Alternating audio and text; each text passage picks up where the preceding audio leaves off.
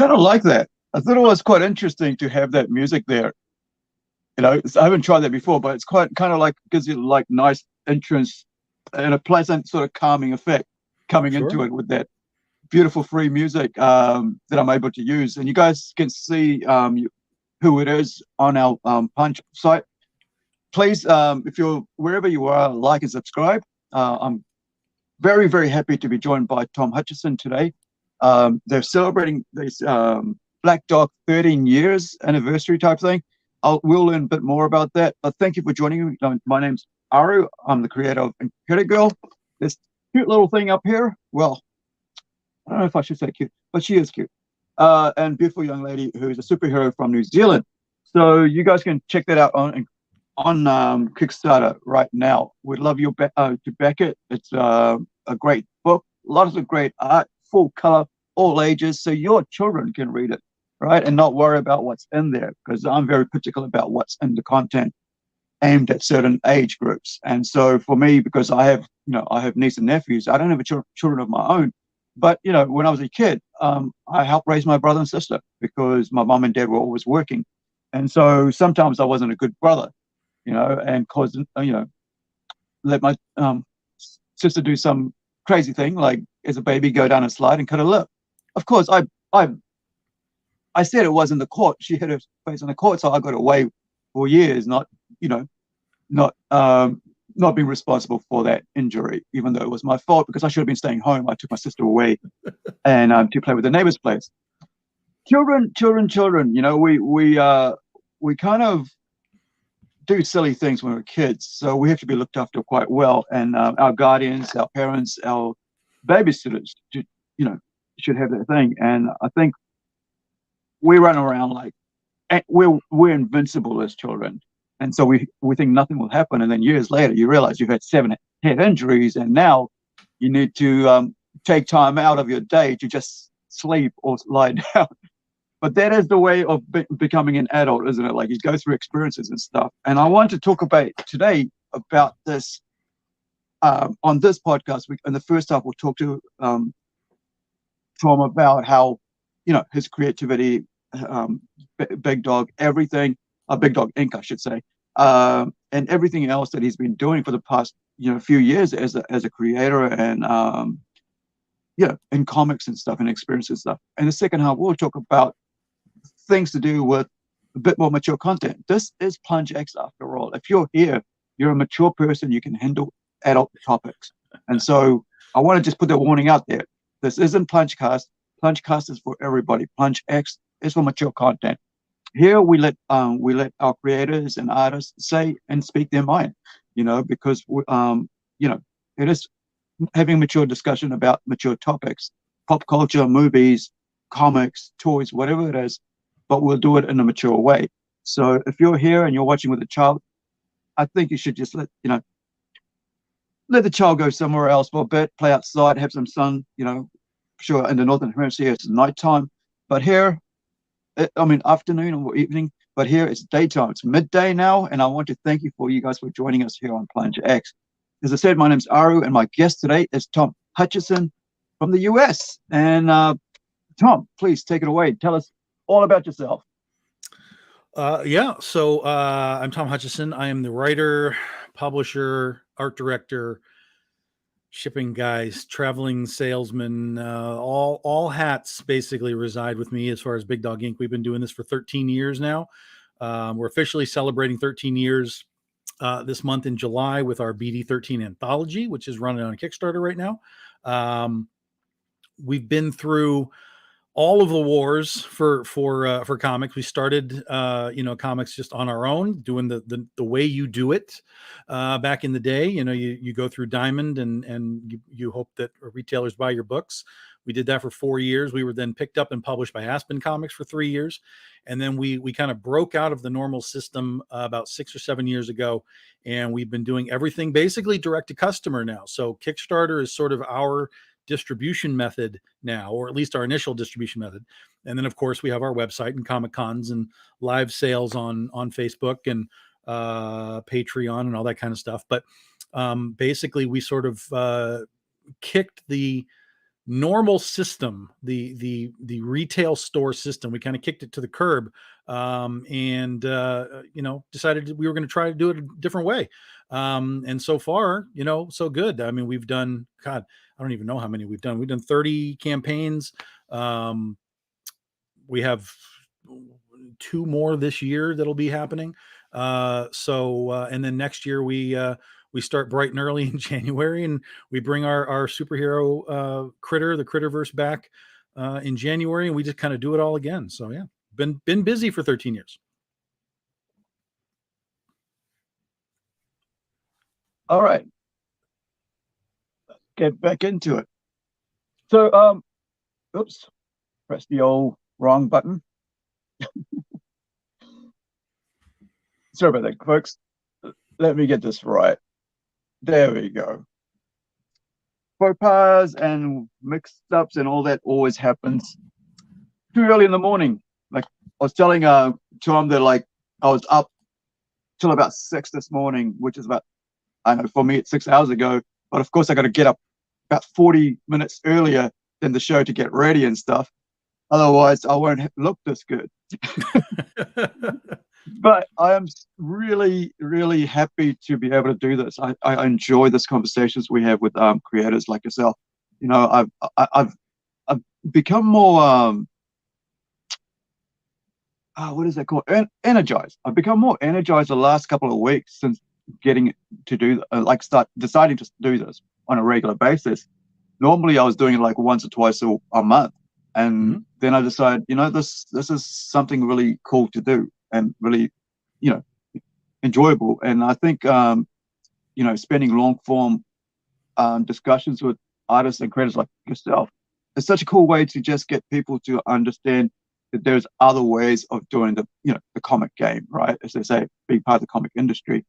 Sure. And you guys have had so much experience. And I think having that come out on a podcast and talk about your experiences about that, about going through the journey of just going from like doing the whole thing from the start, like going with the with the industry, going with the shops, and all those changes. Now you've gone into all these new platforms, right? You said using I haven't heard of that before.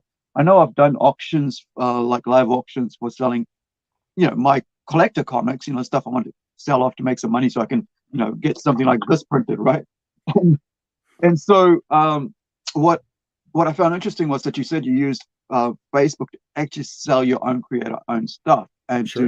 And also Patreon, and of course, right now, as you can see before us on Kickstarter. Now, tell us about that journey. How'd you get into comics, initially, and how you end up where you are now? I haven't yet figured out the year that this happened, but it would have been like late 70s. We'd come back to Michigan for summer vacation, and there's a flea market here in Trufant, and we would go down and just I don't know why I cared, but we'd go look for toys and stuff, whatever. But at one point, I came across a table that had comic books on it, and I didn't know what a comic book was, but on top of this particular stack of books was a Godzilla comic book. And I knew full well what Godzilla was. And so I was immediately like, what in the world is this? So I picked it up, checked it out. I'm like, this is like a weird book with pictures in it, man. And Godzilla's through the whole thing. Like, this is awesome. Here's my 50 cents. Boom. And that was it. I mean, I took it home. I read it 1,000 times. I went back the next week. Do you have more of these things? And there's a couple more and a couple more, and we were pretty much off to the races at that point. At that point, I kind of understood what a comic book was, and then just through the ads in the comic, I was seeing ads for the Fantastic Four and Ghost Rider and whatever else they were advertising, and that was it. That was the kick, man. And I was already into stuff like Star Wars and things like that, so I was already into pop culture and those things. But I didn't know what a comic book was at that point. So I was like, yeah, man, this is cool. And so I started collecting Godzilla comics, which grew into things like Ghost Rider and like Battlestar Galactica. And, of course, Star Wars had comics eventually and stuff like that. So it just grew from that. So it would have been like, mid to late 70s. I just got into that stuff. and it never really left me. Um, there were times where I kind of dropped in and out of collecting, but I Yeah. always kind of seem to find my way back, even in a small way. Um, Yeah. but I reached a point where I was like, well, and this would have been like early 90s. Um, just as image and stuff was kind of happening, and we were seeing all these indie guys really kind of get Mm. a taste of some success. There was obviously a lot of 80s indie guys Mm. doing stuff, but in the 90s is where it all kind of caught fire. And Yeah. that's where I created a character. Just I was in business class, and I just created a character in the back of business class because at the time I wanted to draw, and so I was teaching myself to draw.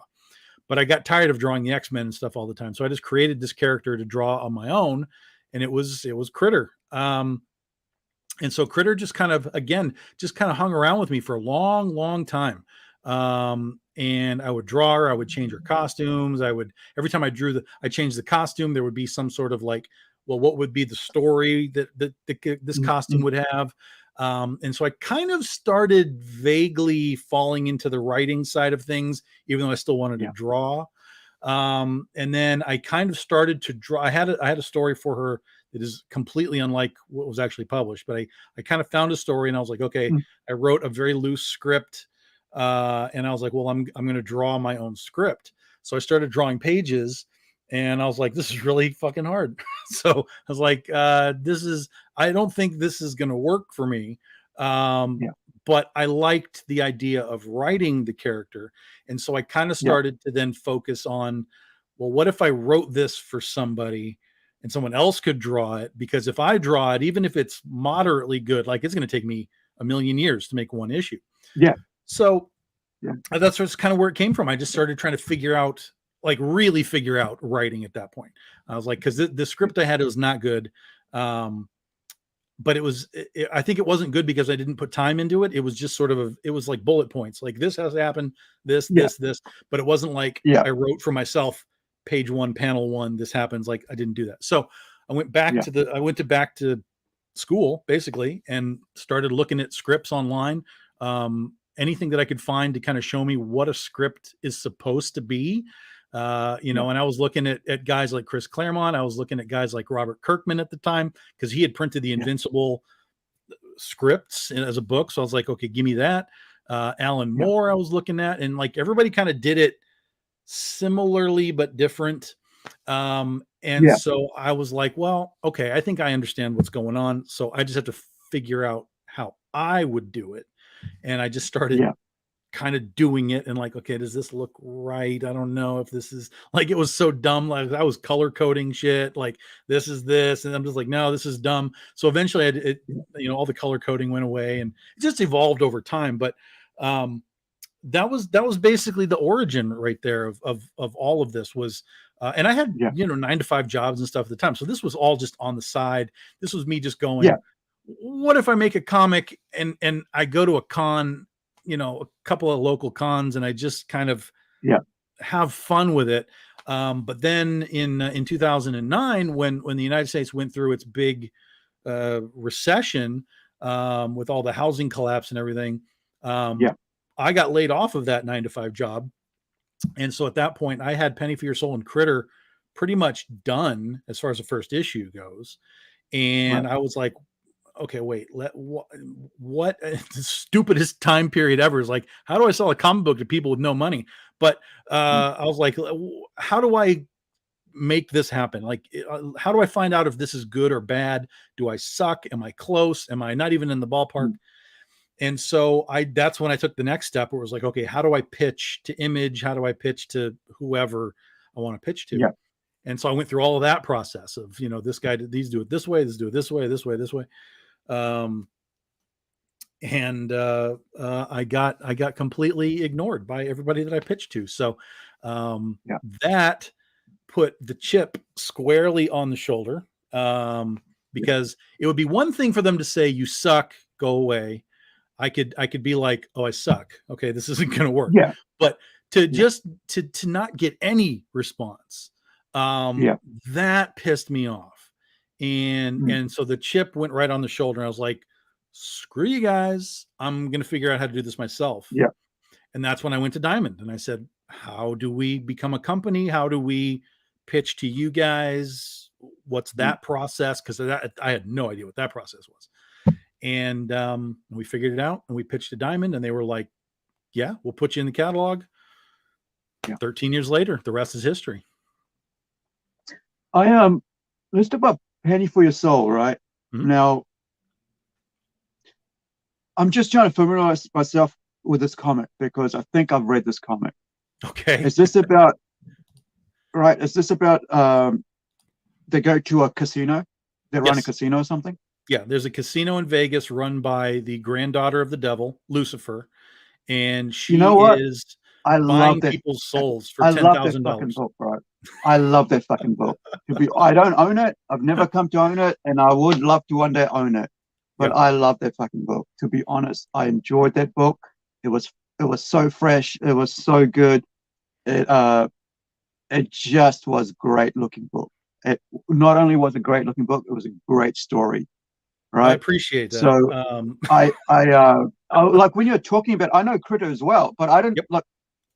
I have people, you know, I come at this like every interview I come at, I don't know nothing about the person at all most of the time, and I like to be like the person you meet on the street, meeting you for the first time, and do interviews that way. Sure. But I enjoy the fact that sometimes I get to actually know something about the person, you know, going into it. But it's so even weird. last week I did.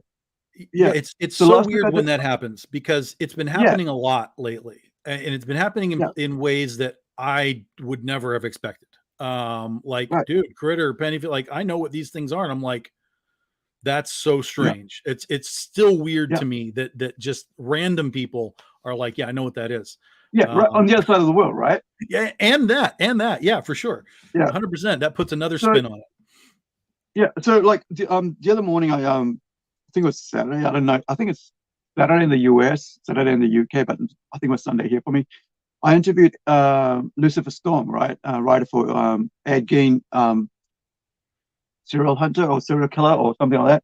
Demon Hunter, and I did the same thing. I go in, I don't know anything about it. I actually downloaded he gave me free comics to PDFs to download, all 4 of them. I said to him, I'll read it later. I didn't get around to reading it later. And I got to have this really cool conversation, and I got to enjoy that, and I love that.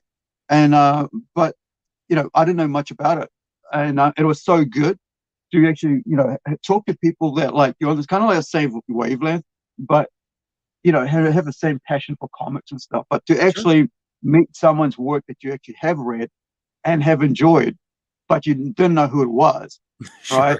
Yeah. And then you have them on the podcast and you go, that guy, I need a guy. He just mentioned that. I'm like, I know Critter. I know, because I think Penny for Your Soul is a great book. I think everybody, adult, should read it. Mature should read it. It's such a fun book. There's so much. I mean, seriously, I must have read it about 4 years ago, maybe. I don't know. Mm-hmm. But I remember it well, that it was a great book to read, and the artwork was pumping. And, I hope that, I can do something like that as well, because I enjoyed it and I want someone to be able to have the same reaction. Like, I enjoyed your book, Sure. But, yeah, man. Penny was our first book that we released in 2010. That was our first book, and it sold out immediately. And we had to go to a second print, which I was like, what is going on right now? So, and it is probably I don't know if it's our most popular book, but it has the most hardcore fans from Big Dog Inc. Right? So we do so much stuff at Big Dog Inc. So I would say that probably our most popular book as a whole is The Legend of Oz, The Wicked West, which is our Western reimagining of The Wizard of Oz. But the Penny for Your Soul people, man, they are deep in it. They love the book. They love the characters. They love the art. It's heaven versus hell. It's angels and demons and, all kinds of stuff. So the fans of the book are really intense, and they really, love the book. But then, again, like I said, we do lots of different stuff so that when we're at cons or whatever, no matter who comes by the table, do you like superheroes? Boom. Do you like Westerns? Exactly. Boom. Do you like horror? Yeah. Boom. We got you. But yeah, but Penny for Your Soul is there's a special element to it for me for a couple of reasons. One is it's my first ever comic book, period, that was ever published. And two, JB Netto, who's the artist on that book, who that book is his first ever comic book. Right. He and I are still working on the book 13 years later. He is the only artist that I have worked with from the beginning of my career that is still working with me regularly 13 years later. So we just finished up volume 4 of the series a couple of years ago on Kickstarter. 2025 is our 15-year anniversary, but it's also Penny's 15-year anniversary. So we're going to be releasing a new miniseries in 2025 for Penny for Your Soul, the next volume of it. And you know, what did he do? He did something recently. I don't remember what it was. Did like a pinup or something just recently in one of our other books. And he was like, you know, he's always the same, you know, I hope we get to work again. And I'm like, listen, 2025, we're doing the thing, man. Like, it's happening. I need you here. And he's always like, yes, I want to get back. Let's go. So it's great to have him, you know, continue. You know, you don't get books very often that where somebody does more than about 5 to 10 issues, and then it goes to another artist. So for us, you're now going to have 7, 14, 21, 28, 32. You've got 32 issues already from me and JB, 32 issues, and we're about to drop more on you by the same artist. So, you know, I love that. And the other cool thing is you can watch JB's art evolve through all of these, you know, 13 years of drawing, because he gets better and better as he goes. My writing gets better and better. So it's really cool to watch the evolution of it all, as well as just, you know, enjoying the story. It's not often you can pick up a book and feel a special connection to it, right? It's not like, you know, because there's so much book, so many work out there, like especially even in the indie, right? There's so many books out there. There's so many different like small studios, small outfits, you know, like even publishers, right? A lot of people are now self-publishing, like yourselves, right? So there is so much out there, but to have a book that sticks with you straight away as soon as you read it, it's something special. Like on the other day, like we were talking about like actually, I'll leave that for the second half. You know, just remind me. We're going to talk about the pro. We're going to talk about the pro in the second half, Garth Ennis. So, so if you're joining us, hey, if you're on Facebook, sorry, if you're on YouTube, please leave a like and a subscription. We'd really appreciate it. And plus, hit the notify button on our upcoming podcast as well. We're going to have some great people, like we're doing right now. So, so once you got involved with Diamond, how you know, how did all that process work? I mean, I've never been involved with Diamond myself, so and not something that I actually, you know, I want to be able to go straight to the store owner and go, here's my book. The stores don't want your book that way. They don't want you. They'll be like, I don't care if you're not in Diamond. I don't care. That's what we were told. If you're not in Diamond, I don't care.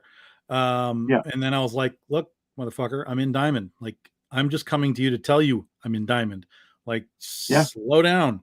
But no, retailers are a hard. It's like going to a girl and going, hey, hello, and go, oh, I've got a boyfriend. Yeah, basically, yeah. I mean, they're a hard nut to crack, and it drove me crazy. It really drove me crazy doing that, and it got to a point where I just quit. Honestly, I just quit. I was like, I'm not even interested in going into your stores if I'm just going to get attitude all the time. So, and listen, that's a bad attitude on my part, right? Because the hustle and the grind is part of this whole thing.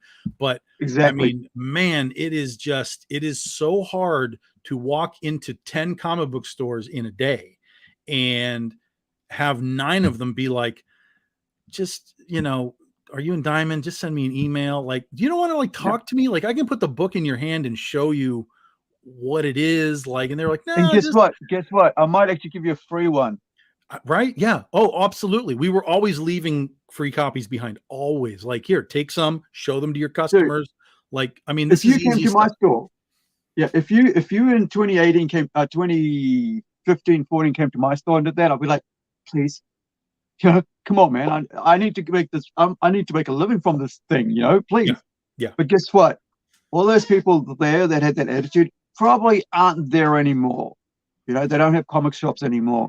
Yeah. If you want to, if you want, what I've learned from this whole experience over that time is, if you want to be a good comic shop owner, learn to appreciate your customers, learn to appreciate your creators, try to get involved in the community, try to do more than just friggin' having a book there on the shelf and that's all you do with it. Yeah. Try to learn about the book, have something going on, become as passionate about your store as your readers are about their own particular like of a book. If they're like X-Men or whatever, if they're like that, like Penny for Your Soul, you hook up and go, hey, Tom, book selling well, send me more, man. How do I get into this whole idea of like, that's why we switched. We went from, okay, I'm going to walk into all these stores to, okay, I'm going to go into all these conventions and I'm just going to put books in the hands of people. And then I'm going to tell them, you can get this from your comic book store. And then when they went back to their comic book store and said, I got this at San Diego Comic-Con, put this on my pull list, whatever it is. And so that's where we found our growth. I wasn't going to butt heads with retailers anymore.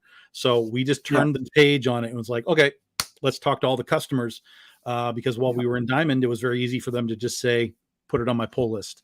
And we just kept going that way. And that's the way that worked for us. Right. But wasn't it like, from what I heard about Diamond, wasn't it an expensive process to actually go through that process? There's no money to go through Diamond. But what we learned over a number of years is that there's also no money to be made from Diamond. You're not going to sell enough units to really pay for your print runs and your art and, all that kind of stuff. So that's why, 10, 15 years ago, you started to see all of these smaller press specifically. And then it got into Marvel and DC. They were like, oh yeah, this is smart. We were kind of chasing that money that we were missing by doing variant covers. So we would have, a San Diego Comic-Con exclusive, and you'd come down to the con and you'd buy the exclusive, and, we'd make a little extra money because the price point would be higher. There's no one selling it for us. So it's not like we're splitting it 50-50 like we have to do with Diamond. So we were chasing the money through the variant covers. And that's how we were staying alive, basically, is doing the shows, selling the variants. But the average small press publisher is going to sell, maybe 2,000 to 3,000 units through Diamond or Lunar or whoever now. That'd be sort of your average. So if you're going to sell 3,000 units and you're going to make $2 a unit, that's $6,000 you make.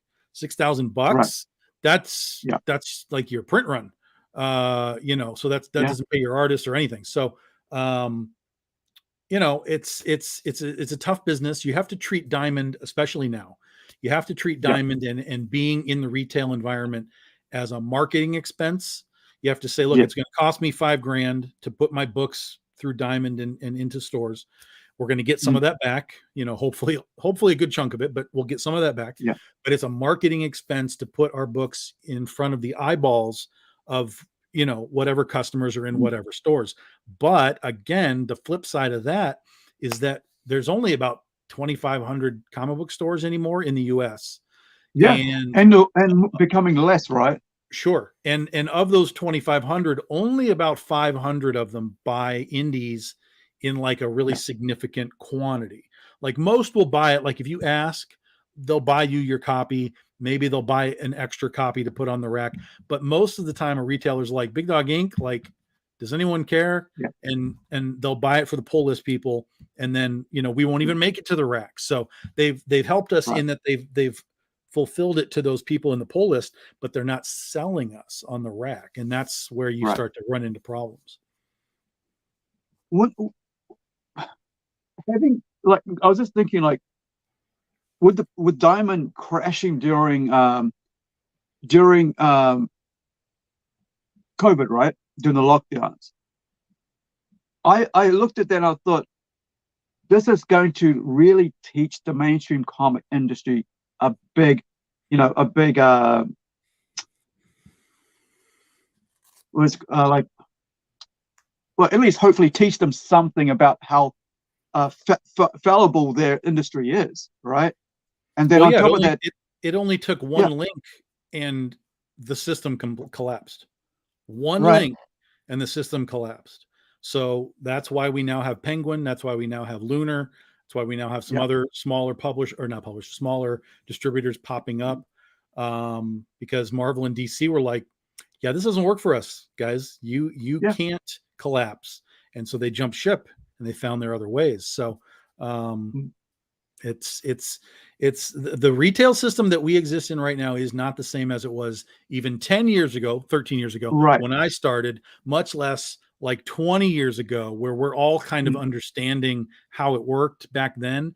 yeah, It's just not the same. And right now we're in the Wild West with Kickstarters and yeah, crowdfunding, and it is absolutely doors flung wide open for yeah, any creator to do anything they want, because they're not required to have Diamond or Lunar or be in a comic book store. You can sell yeah, direct to people through crowdfunding, and then yeah, take it to Comic Cons and do all that kind of stuff. So there, it's Wild West time right now, guys, and that's what we mm. see, month in and month out on Kickstarter. One thing I just want to point out, like the other day on our Critical update live stream, we had Black Welder. I think it was Stuart Blackwelder from 1.1 gigahertz toys, comics and toys in I think it was Texas.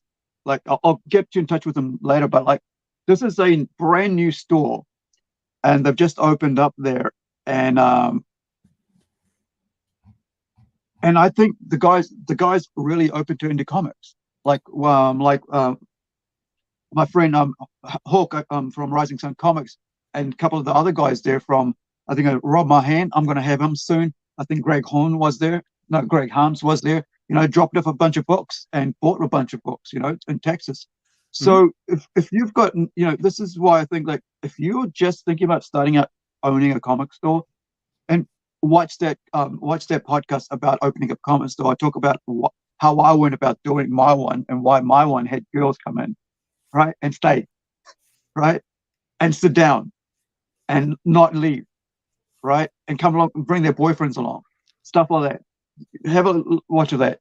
But the other thing I want to point out here, talk about here, is that if you're a new store, you need to really get in contact with indie creators in your area, indie creators online, because guess what? They're the only ones that care about the comics that they're selling more than anybody else. Because why? Because it's their freaking bread and butter. It's their livelihood. They don't have a big boss man there keeping the paychecks coming, even when they don't do good. But because every book you guys put out, you put everything into it, right? Yep. Yep. I mean, the whole thing for us is, the key to all of our books, regardless of what their genre is that when you're done with the book, you had fun with the book. You Yeah, didn't come out of it like frustrated with whatever weird message you got. You didn't come out of it frustrated with sure, you might have questions, but that's what storytelling is, especially long form storytelling. You might be like, oh my God, I don't understand what happened. I have to come back for the next issue. That's the whole yeah, point. That's how you tell a comic book story. yeah, But at the end of it, you had fun with whatever adventure you had, and then hopefully the adventure was fun enough, and we have that cliffhanger set up enough that you'll be like, yeah, I need critter number 22. Like, when does that come out? And then you keep people coming back. But fun comics is how you sell comics, and yeah, that's not to say that over the years comics haven't been politically motivated and had messages. Of course they have, of course, but yeah, they were subtle, organic messages that were part of the yeah, story, rather than just this, I'm going to tell a story about whatever agenda I decide I want to have, and I'm going to start with yeah. the agenda, and then I'm going to wrap whatever The story, domino yeah, around my agenda. Like, it yeah, doesn't work. Fans see what you're doing. And if you have a message, you have to start with the character who the character is, Yes. what the character is, Yeah. and then you have to tell the message through that character's view or the surrounding cast or whatever it is. But when you start with, I have an agenda, how do I tell it? And then you're like, well, I'll use Hawk Girl to fix my agenda. It's not going to work. Yeah, there's something that's happening right now with Hawk Girl, isn't it? Like, I think I caught it on Thinking Critical. You know, they were talking about this new comic that's coming out that's got Hawk Girl trying to do some sort of weird, you know, push some sort of weird narrative and stuff. Look, all of us have our own personal view of the world and political view or whatever it is, and how we see society and how we want to influence it. Sure. But there is, like, you know, because we all have our own idea of what is good and what is not good, what is the right side, you know, what is being on the right side of history kind of thing, feels like. Right. But there is a middle ground that we all can walk down. And I think a lot of times when you don't walk down that middle ground, you get swayed to the left or right. Yep.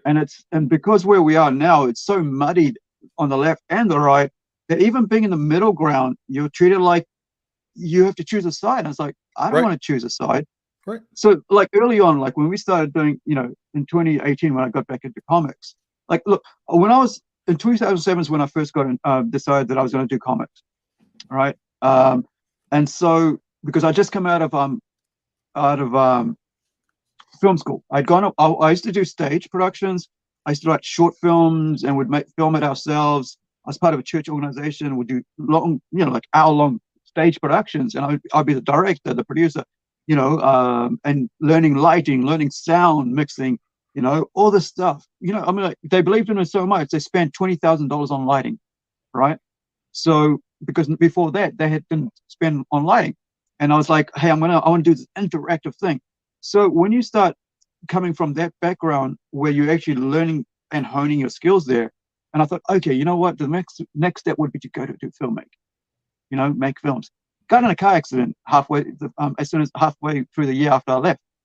Couldn't do films, you know, couldn't be on my feet for so long and be on my feet during the week and then be on my feet during the weekend.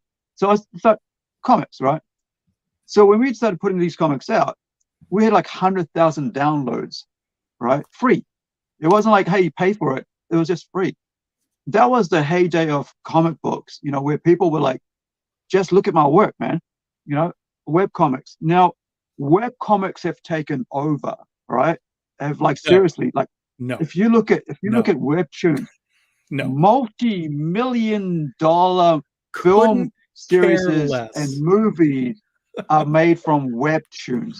I couldn't tell you a single webtoons cartoon. I couldn't tell you a single thing that's been adapted from webtoons. So I'm not saying it's not happening, but it's like saying that digital comic, people keep saying that digital comics are going to take over. I'm like, no, they're not. They're not going to go away. Certainly we live in a digital world. They're not going to go away at all.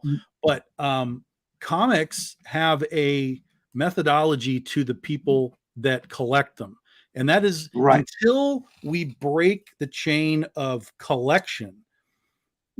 And we return to the golden and silver age days of reading, which I don't know that we're ever going to get there again. These are collectible things. And so while you can present your stuff digitally for sure, without question, you can. And our stuff is available digitally. So, but we do that more for guys like you who are on the other side of the world, where if you wanted to buy our book, it's going to cost, you know, $50 for me to ship it to you. So you can just read it digitally, you know, much cheaper. But I don't see, and I'm pretty up to date on what's going on in pop culture. I'm not 100%, but I don't see any of this stuff going like, hey, look at webtoons, man. Hollywood is scouring webtoons for whatever stuff is there, right? Just the way they scour the comic book shops, right? Yeah, and most of the stuff that's on webtoons is like manga stuff, and it's just exactly. That's what I was going to get to. Yeah, it's a different audience, and that audience will read stuff because manga is not designed to be collected; it's designed to be read, and that's one of the things that really goes right over the heads of most people in the comic book industry as far as publishing and stuff. They're like, why is manga like outselling comics? Because it's designed to be a reading experience. I mean, even in Japan, they buy a manga and they read it and they just leave it on the bus, man. They're just like, here, somebody else can read it now. Like, there's no collectible thing to that. But with comics, there's a collectability factor that I don't know will ever be broken, barring people in comics just finally saying, we're not going to print a book anymore. It's just, but as soon as you, again, that chain, right? As soon as you break that link in the chain, the industry starts to collapse, because that's a monetary revenue thing. Because if you break the chain, everybody who collects paper, that doesn't mean that all those people are just going to be like, well, I'll subscribe to your Patreon or your Substack and I'll read your stuff there. They may just be like, well, I guess I'm done, you know, because I'm one of those guys, right? I can't stand digital comics. I can't stand reading a book on my computer, like webtoons and stuff. I need the book in my hand. I want the book in my hand. And that's not even like necessarily a collector's mentality. It is sort of, but it's just a tactile thing. Like a comic book is a tactile sensation.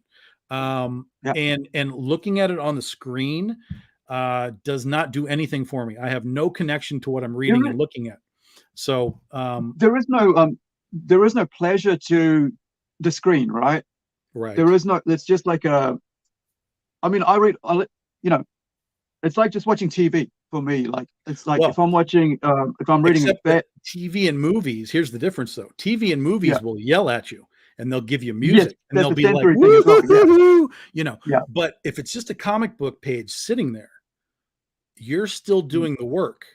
And I have no connection to, like, this is great. Like, I can have a back and forth with a live person and we hear the voice, we hear the tones of the, you know, we're sort of like actors here, right? We can hear the tone and the texture of what we're saying. But when it's just a comic book, it's just images on a screen. So now what would people say? Well, it's just images on a piece of paper, and you're right, except that again, it's tactile and I have a direct connection to it. I'm not going to hold my camera up here like and read a comic book like, okay, now I'm connected to the comic book because I'm touching it. You know, so yes, there is sort of a weird duality to that thought process, but for me, growing up with something in my hand, I will always be that guy. But kids nowadays are growing up with a phone in their hand, and that is their experience. So it's a completely different experience. And so you've got to understand who they are, where they're coming from, and how to feed them content. But at the same time, you can't do that at the expense of the paper people that are still buying, you know, I want that book for my collection or whatever it is, right? I do sell digital versions. There we go. I have, we have our stuff. Well, primarily we do it on our Kickstarters. Like every time we do a Kickstarter, the book is available in a digital fashion. And then if we have back issues, the back issues are available in a digital fashion. We also are on, the hell is it called? Comics. All right. This is what I'm talking about. I don't even know what the hell it is. Hold on, I'm going to find out. It's like Kindle and stuff like that, right? Yeah, but it's not that, because we're not on Comixology. Right. Is it Drive-By Comics? No, we're not even on Drive-By Comics. I'm sure you'll let us know later on. I'll figure it out. We are on one of these sort of larger digital things. But like I said, I don't even know what it's called. What I was trying to get to with webtoons was the idea that, like, same thing Kickstarter has been like for indie comics, right? Couple, you know, like a decade ago, something. If you were an indie creator, you were poo-pooed, right? It's like you haven't made the mainstream. You haven't arrived. Therefore, you're not a comics pro. Right? You know, and that's the whole idea, right? It's a comics pro and it's the indie creators. There's a divide, right? So unless you have a friggin' name behind you with the big 7, you know, or the big 2, right? Then, and if you've worked with them, then you're not a comics pro. Even though you might have spent decades putting your books out, like Larry, right? He's been out there for 15 odd years. He's a comics pro. He's a comics writer. But Mhm. if you go next to, say, like puts him next to somebody else who's well recognized, he's not a comic pro, because that's their attitude. So the whole Right. thing for me was like thinking like, okay, people think like, webtoons out of Korea and all that. Now, the TV shows they've decided doing the same thing that they used to do in America, right? Go into Mhm. the comic stores and pick up a comic and go, okay, maybe let's see what the story's going in there. Maybe this will, we'll harvest this for a TV series. They're doing the same thing with webtoons, but the whole idea there is like most of those guys who are actually getting their deals, they actually are TV people who are writing for TV or movies who decided, I'm going to get together with someone and do a webtoon. And those are the ones that are getting picked up. I noticed that, right? I looked into the background of them and I thought, wait, what else is what else is he working? Oh, wait, what? He's a cop. He's already been writing TV shows and stuff. And now he's got, got the golden spoon. This seems weird. So Well, this has this is the been whole this has been idea. the comic book system for decades, which is Yeah, I have an idea and I'm going to throw it at the wall and maybe it'll yeah, stick and I'll make some option money, and then I'll have another idea right. and throw it at the wall and throw it at the wall, and Yeah, that's why a lot of these things are like 5 or 6 issue miniseries, and then they disappear and they're gone forever because they were never yeah, intended to be a comic book. They were right. pitch material for Hollywood, and that has been decades and decades of this industry. Yeah. Yeah, And online's no different because now you can do it without having to print a book. You can just be like, here's my idea, right. and put it online. Yeah. I think for me, like, look, I have got box containers, like plastic containers of comics. I've got boxes of comics because I like to collect them. Mhm. I don't like a lot of people, people. I don't like to sell them. I don't like to get rid of my comics. And so the only thing that I can do is make critical comics, like the ones I create myself. But Mhm. my own collections, there might even be something I picked up for $1. I still won't get rid of them because they're part of my collection. Even if they're not even part of a mini series, if they're like one out of 3 or 4. I mean, if they are part of a mini series and I only have the one, I'm still not getting rid of it. Right. And it's not because of like because they're speculative things. No, no, they have no value to anything to anyone, but they're part of my collection because I got that. And I think that's what we're talking about here when it comes to comic books. It's a tactile ownership of a medium and a physical art form. I don't Right. see comics the same way that people, in the past generation thought it was like kids books or newspaper material, the funny papers. I don't see it like that. I see it as an actual art form and Sure. value where people have gotten together, if not themselves, writing themselves, have got together and put out this physical art, right? And taken time, maybe a year, right? I know with Incredible, right? With this one, we took a year to rework it. I wrote all the scripts all from scratch again. I said, this is what we're going to do with the series, and this is how we're going to present this book. And all the work that goes into designing. Like, I mean, like we were talking about Critter early on about how what you were doing designing that, and I myself personally, I'm not an artist as such when it comes. I'm sorry, I shouldn't say artist. I'm not an illustrator. I am an artist. I do sculptures and I do ceramic. I do design work, but I'm not an artist. I was an illustrator, and so I find it hard to visual. I mean, I can visualize something in my head, but to actually get on paper, I can't do that.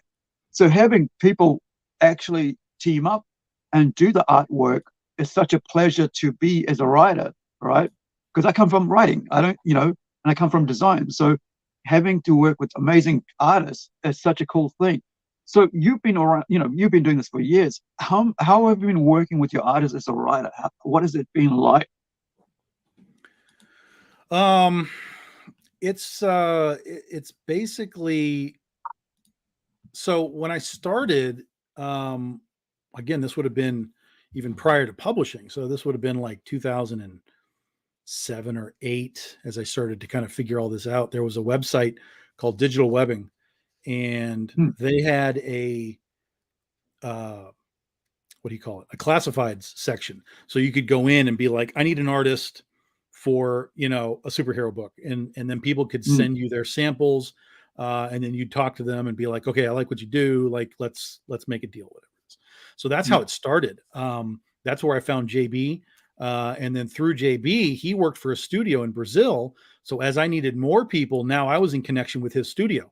So his studio head, Alzir Alves, would be like, I've got these other guys. Yeah. We can get you more work. And that's how it started. And then it just evolved from there. It was just, then it became 6 Degrees of Kevin Bacon. It's like, I know this guy who knows this guy, who knows this guy, who knows this guy. And we just kind of started to be known for, hey, Big Dog Inc. is looking for artists, for covers, for interiors, whatever. And people would just start finding us. I mean, it still happens now. I mean, my Instagram all the time is, hey, I'm an artist. Can I show you my stuff? So that's where it's gone. And now in the last, 4 or 5 years, Facebook is I hate saying it because people are going to just go, it's the secret garden of artists is Facebook. Everybody else is like, Facebook sucks, so stay away from Facebook. Go away. I don't want you here. But in the one thing that Facebook has that these other things don't have are these groups. And these groups, you can go into these art groups where people are posting their art all the time.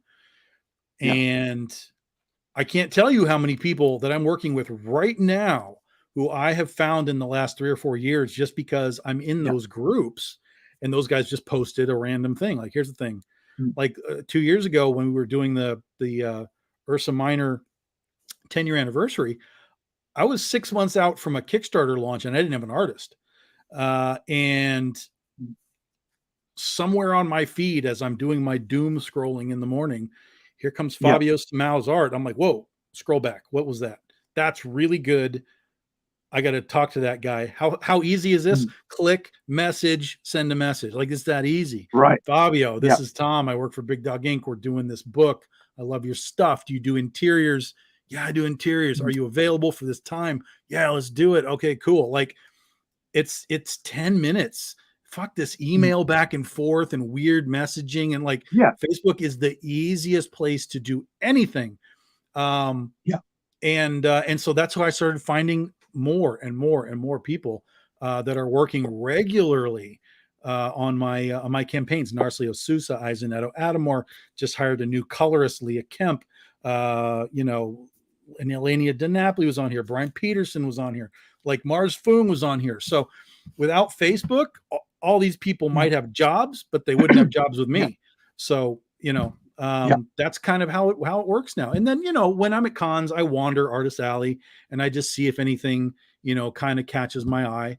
And if it does, then I talk to them and see, like, do you do covers? Do you want to do covers? Like, what's your goal? And then we go from there. Awesome. And you're right. I mean, I've not only just for artists, actual promoting of your work, right? You're able to reach into all these groups. Like there's groups with 9,000, 13,000 people who actually are indie creators, and you're able to help, help get the word out to them and say, hey, please back our Kickstarter and so on. Yeah. I mean, I was up till about 6 o'clock this morning. It's 1 o'clock in the afternoon now, so it's about 7 hours ago, and receiving Kevin's work. I thought, okay, well, let's put it together. And then, hey, let's chuck it out to all the different groups and say, hey, look, this is our this is a latest piece of artwork that's going to be part of the Kickstarter. So please support it or share it. It doesn't take too long. Just go click share, and post. It's all takes less than a second if you're really fast enough, and it doesn't cost you anything. And it's like, it's such a cool way to interact with people because they're there. That's what they're there for. It's not like they're not there for anything else. They're there for hanging out with their friends, but also what else is available. I get stuff on my feed, like all of a sudden, right? Because I connected with, because I'm going to have Greg Harms speaking to me, on a podcast soon. Because I had him accept me as a friend, I get to see his posts, right? I get to see the art that shows up on his page and so on, like yourself. Your artwork shows up and I'm going, oh, look at that. So much more. I didn't know that was out there, And I think by doing that, I think this whole it's really different. There's nobody out here trying to troll on Facebook as much as I can see. All right, compared to Twitter, because and I do a lot there's of trolling on trolls. Twitter. There's trolls. Yeah, But people will be like, "Oh, my feed is yeah, just filled with all this stuff." I'm like, you can just delete that, right? Like, just ban those people, exactly. block them. Like, your Yeah, feed is just turn it your off. Not responsibility. interested. Yeah, Yeah. yeah. It's like people coming to reading some book and they go, I didn't like the book. It's like, well, you could have put it down. Yeah. you know, Yeah. you didn't have to keep reading it. You could have, if you found that you didn't like it, then just don't continue reading it. Yeah. It's like, and then, So but if you force yourself to read it and then at the end go, I hated it, shouldn't read it because I don't like it myself. So, yeah, but I might have liked it, Sure. So I found out it's called Global Comics, COMIX.com. Right. That's where we have all of our digital stuff that you guys can get into. And there's free stuff on there too, that you can just try stuff out. And then if you like it, you can just kind of keep reading. So that's where we have the bulk of our digital stuff available for anybody that's watching. Global Comics, COMIX.com. And then you just look up Big Dog Inc. in the search engine and we'll pop up. So COMIX. Yeah. Mm-hmm. Right. So Global Comic with the X. Yep. Now let's have a look at the Kickstarter, because I think we're about to go into that second half, which is we're going to go balls deep, as they say. And I shouldn't have used that word, but I couldn't think of anything in my head off the top. But it is a adult. This is the mature content. I mean, only a little bit. Only a little. Well, yeah, the podcast maybe, but the Kickstarter itself is only a little bit adult. Yeah. Let me see if I can find my where is my cursor? Come on, buddy. Oh, hold on. I'm just gonna have to switch. Bear with me, guys. Oh, well, while I'm just getting away, do you want to just talk a bit about the about? Yeah. So about the Kickstarter. I muted myself before finishing. Yeah. About the Kickstarter, please. Yeah. So, like we said, this is our 13 years of Big Dog Inc. So we kind of embraced the idea of being, a teenager, right? So Big Dog Inc. is a teenager, 13 years old now. So BD13 is sort of a play on the movie ratings, like PG-13. And then so it's going to be 3 stories that are all spin-offs from our existing books. So from Ursa Minor, from Critter, and from Princesses versus Zombies. I write the first book called Yeehaw Vampires, which is a sort of Thelma and Louise meets the Dukes of Hazzard meets whatever, Buffy, Supernatural, whatever you want to call it, so that we have vampire girls driving around in cars. So this was a spinoff from Ursa Minor, art by Carlos Reno and Gat Melvin. And these are the guys that do our Legend of Oz comic. So I got them both to come over and do this series, or not series, but this 10 pages for us for this book. So brand new characters, Dawn and Daisy are the two new girls. And this is sort of their origin story, how they meet, where they came from. And then the next book is from our Critter series, Critterverse, which is our superhero universe. Pat Shand worked with us a number of years ago on Slipstream. So he did a one-shot for Slipstream back in like 2011 or 12. And when I messaged him, he was like, well, can I do more Slipstream? I said, yeah, of course you can, because that's great, because we're going to be bringing the Critterverse back in January. So it's a good sort of lead in for everybody to bring us back to Critter. So he's doing that with Jason Hay here and Chris Chua, who have been an art team that we've had together for quite a while now. So there's Slipstream doing the superhero thing. And then the third book is from Princesses versus Zombies, and Stephanie Menard is writing this. And basically I just pitched it to her. We've talked about working with her for a long time. And I was like, well, look, do you want to do a PVZ book, PVZ story? And we're going to introduce the new Princess Jasmine. And she was like, yeah, I'm all over it. So this is a introduction to Jasmine on her own. And then this will lead again into Princesses versus Zombies, the full-sized issue number 2 that we'll be doing in November. That's Princess versus Zombies is one of our newest series. So some of the art, some of the colors there. And then, of course, wherever you do your social media, we have Facebook, we have Twitter, we have Patreon, we have, well, it's X now, I guess. Today, it's officially X. It's not Twitter anymore. Yeah. Or at least, I guess it's still Twitter, but the logo isn't X. I don't understand. Yeah, I saw yes, it we're show on up and I was Twitter. like, oh, that's pretty cool. Yeah, Instagram, all those things. So wherever you like to do your social media, there's all your links. You can join us. We've already unlocked 4 stretch goals. So Bun Leung has been doing these chibi pieces of art for us. So these are going to be magnets. They're about 5 inches. They're about this big. They're nice. So the first one is Jasmine. Yep. And then we just posted this today because we got the art back. So the second stretch goal is a bonus pinup. So this will be going into the book, adding content into the book. Narcelio Sousa is doing the art. So all the backers got to vote on the character that they wanted him to draw. So they all voted on Tina, our jungle girl. So there is the art. And then Leah Kemp is going to be doing the colors for us. But we just got to show that to you today. On my come across on my Facebook. I really like this. I do. I think it's, you know, it's sometimes like it's good to have beautiful images, right? Beautiful looking images. And I just thought, you know, when I saw this sketch, I was like, yeah, you know, it's so cool, you know, because that's what I like about indie comics, right? You can do that, you know, and it's just a fun covers to have, because, like, I mean, I love sketch covers myself personally, because I think it's just so cool, because you see the raw art in its form before it's get colored. But of course I love color, but you know, which comic fan doesn't like color, right? But it's just so cool to see you know, the raw artwork like that.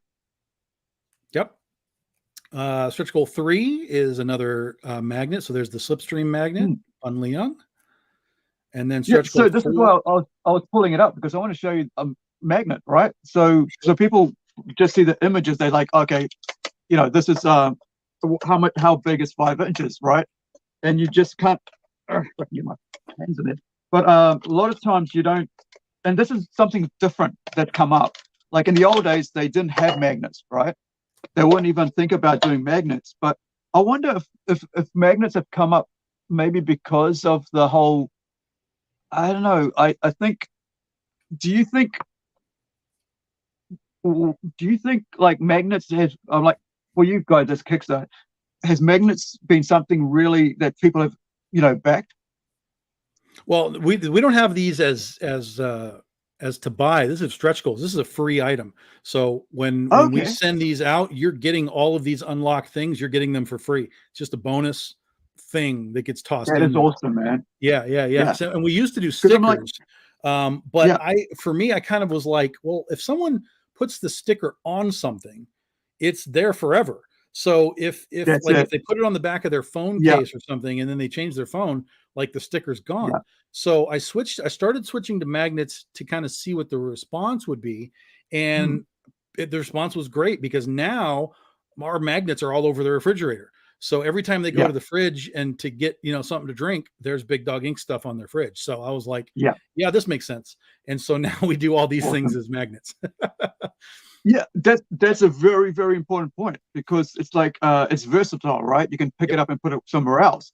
But like, you know, there's like stickers, like once you've used it, that's it. There's nothing else you can do with it. And I think they're basically like glorified trading cards, because all you can do is just sort of collect them, you know, unless you're daring and you want to stick it on your laptop or something, which people do. Certainly they do that.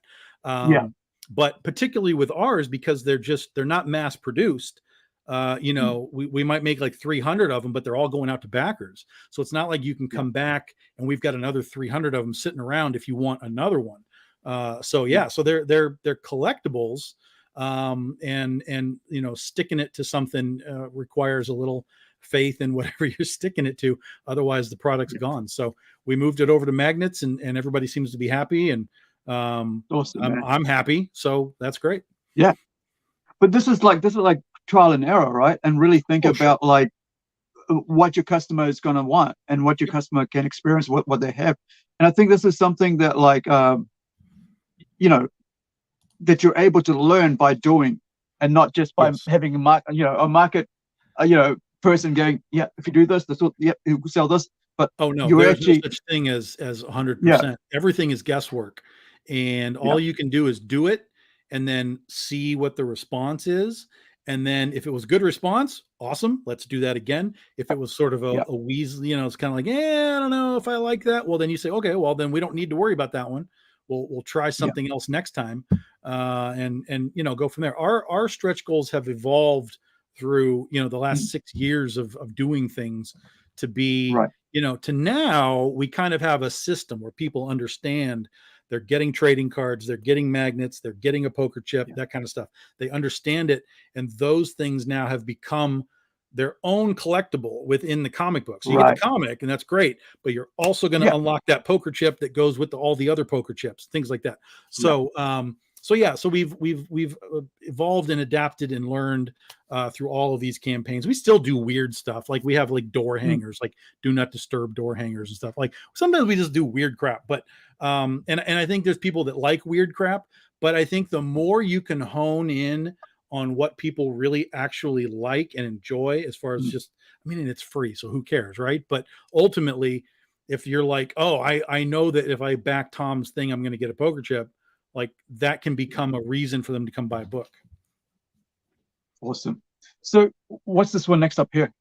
So this is unlocked as well. This is Isoneto Adamar. Now that's just sample art. Where actually the voting for his piece ends tonight. So if you're a Right, backer, you can go and vote for whichever character we gave him like 4 options. So there's 4 options you can vote, and then after tonight we'll tally up all the votes and he'll start on the art tomorrow. And we should right, probably have the art done before the campaign is over. And then once the colors come in, we'll just show you guys the colors. right, But we've unlocked 2 magnets and 2 bonus pinups so far. And then there's a third magnet right there, which we're about, I don't know, $600 away from, something like that. So that mm, will for sure be unlocked because we still have 2 weeks left. And then once that's unlocked, there will be more stretch goals. So that's not the end of the bonus material. right, And then these are all of our covers. So this is the stuff that you can buy.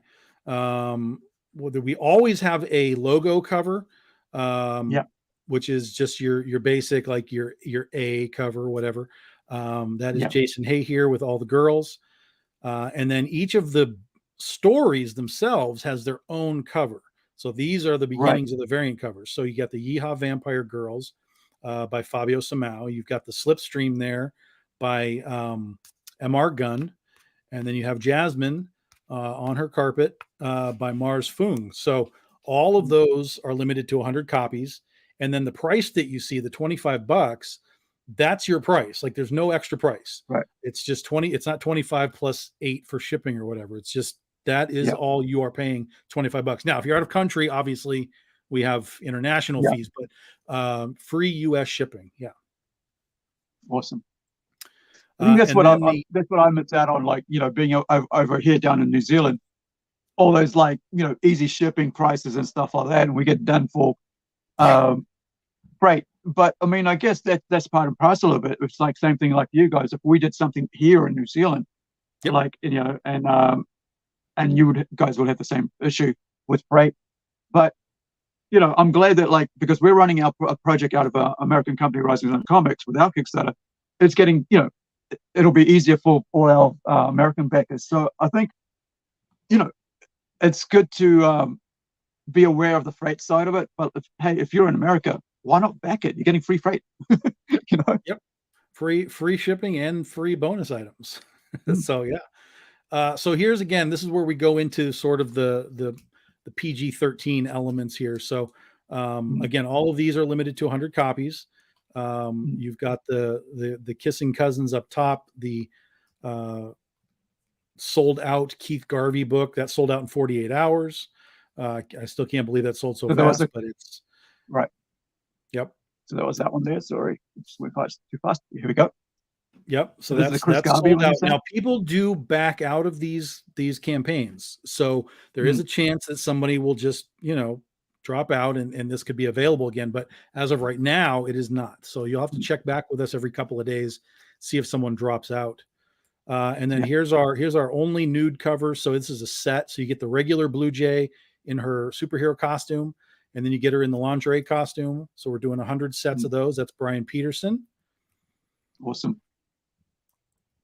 And we're going to have a discussion about these things soon once we get through this Kickstarter. So if you guys are watching, please like and subscribe on our YouTube channel. We're really appreciative of that. Want to grow those numbers, get more people to come and watch our podcast. Thanks, guys. Yeah, and if anyone's got questions as we're going, just shout out your questions as well. That's no problem either. So we've got our mystery box. These are 50% sold out, so we only have about 25 left of these. Tell us about the mystery box.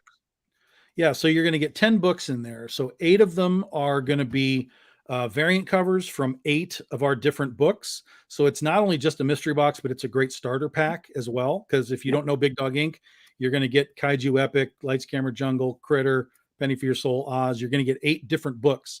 And then you're going to get 1 super variant, which will be like a foil or a metal or an artist edition, something where there's like less than 50 copies. And then you're going to get the exclusive, which is the Marissa Pope TikTok version right there of Catnip. And that's exclusive to the box. And we only made 50 of them. So that's what you get in that box. And then the Cupid piece right there, we had been doing some magnets and putting magnets in the box. This is actually one of these right here, one of these acrylic standees. Hold on, give me 1 sec. I want to just put you on solid so we can see it properly. Yeah, so it'll be one of these, like an acrylic standee, but it'll be that the new Cupid piece of art there. And that again is part of the box. So you get that as part of the box. And it's $85. Again, that includes your shipping. It's a steal of a deal. And then if you just want it all, there it is, all in. $200 gets you all of the books and the Cupid figure. I mean, at $85, that's awesome because, like, I mean, if you really think about it, you're getting a really cool box, which itself is a collector piece, right? Plus, you're getting what I wanted to ask about all the other 10 issues. Are they number ones or are they what numbers are they? No, they're just miscellaneous. They're just miscellaneous books chosen. Yeah, we go into the warehouse and we take 10 pennies and 10 Oz books and 10 of this and 10 of that. And then we create these boxes basically at random with whatever we happen to have still available. Right. And then this is Mujay. So July. So we do a lot of weird like specialty days. So like every day on the calendar is some kind of weird day. Like there's Batman Day, Star Wars Day, right? And all these publishers kind of do all the same days all the time. And I got really bored with that. So we decided to start finding our own specialty days that we could have fun with. So July 11th is Cow Appreciation Day. And so I went ahead and had Brian do this cow version of our superhero Blue Jay. So we ended up with Mujay for Cow Appreciation Day. And it's been pretty well accepted. People have enjoyed it. Yeah. It's fun. It's just fun. If you're not, again, right back to what we were talking about. If you're not having fun with it, then you know, what are you doing? Yeah.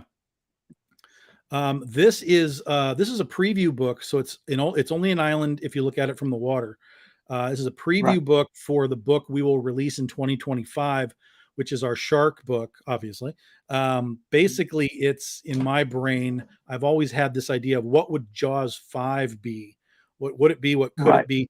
And of course, Universal doesn't give a shit. So I decided finally I had to get it out of my head, and we're going to hold on. It'll be a reboot soon.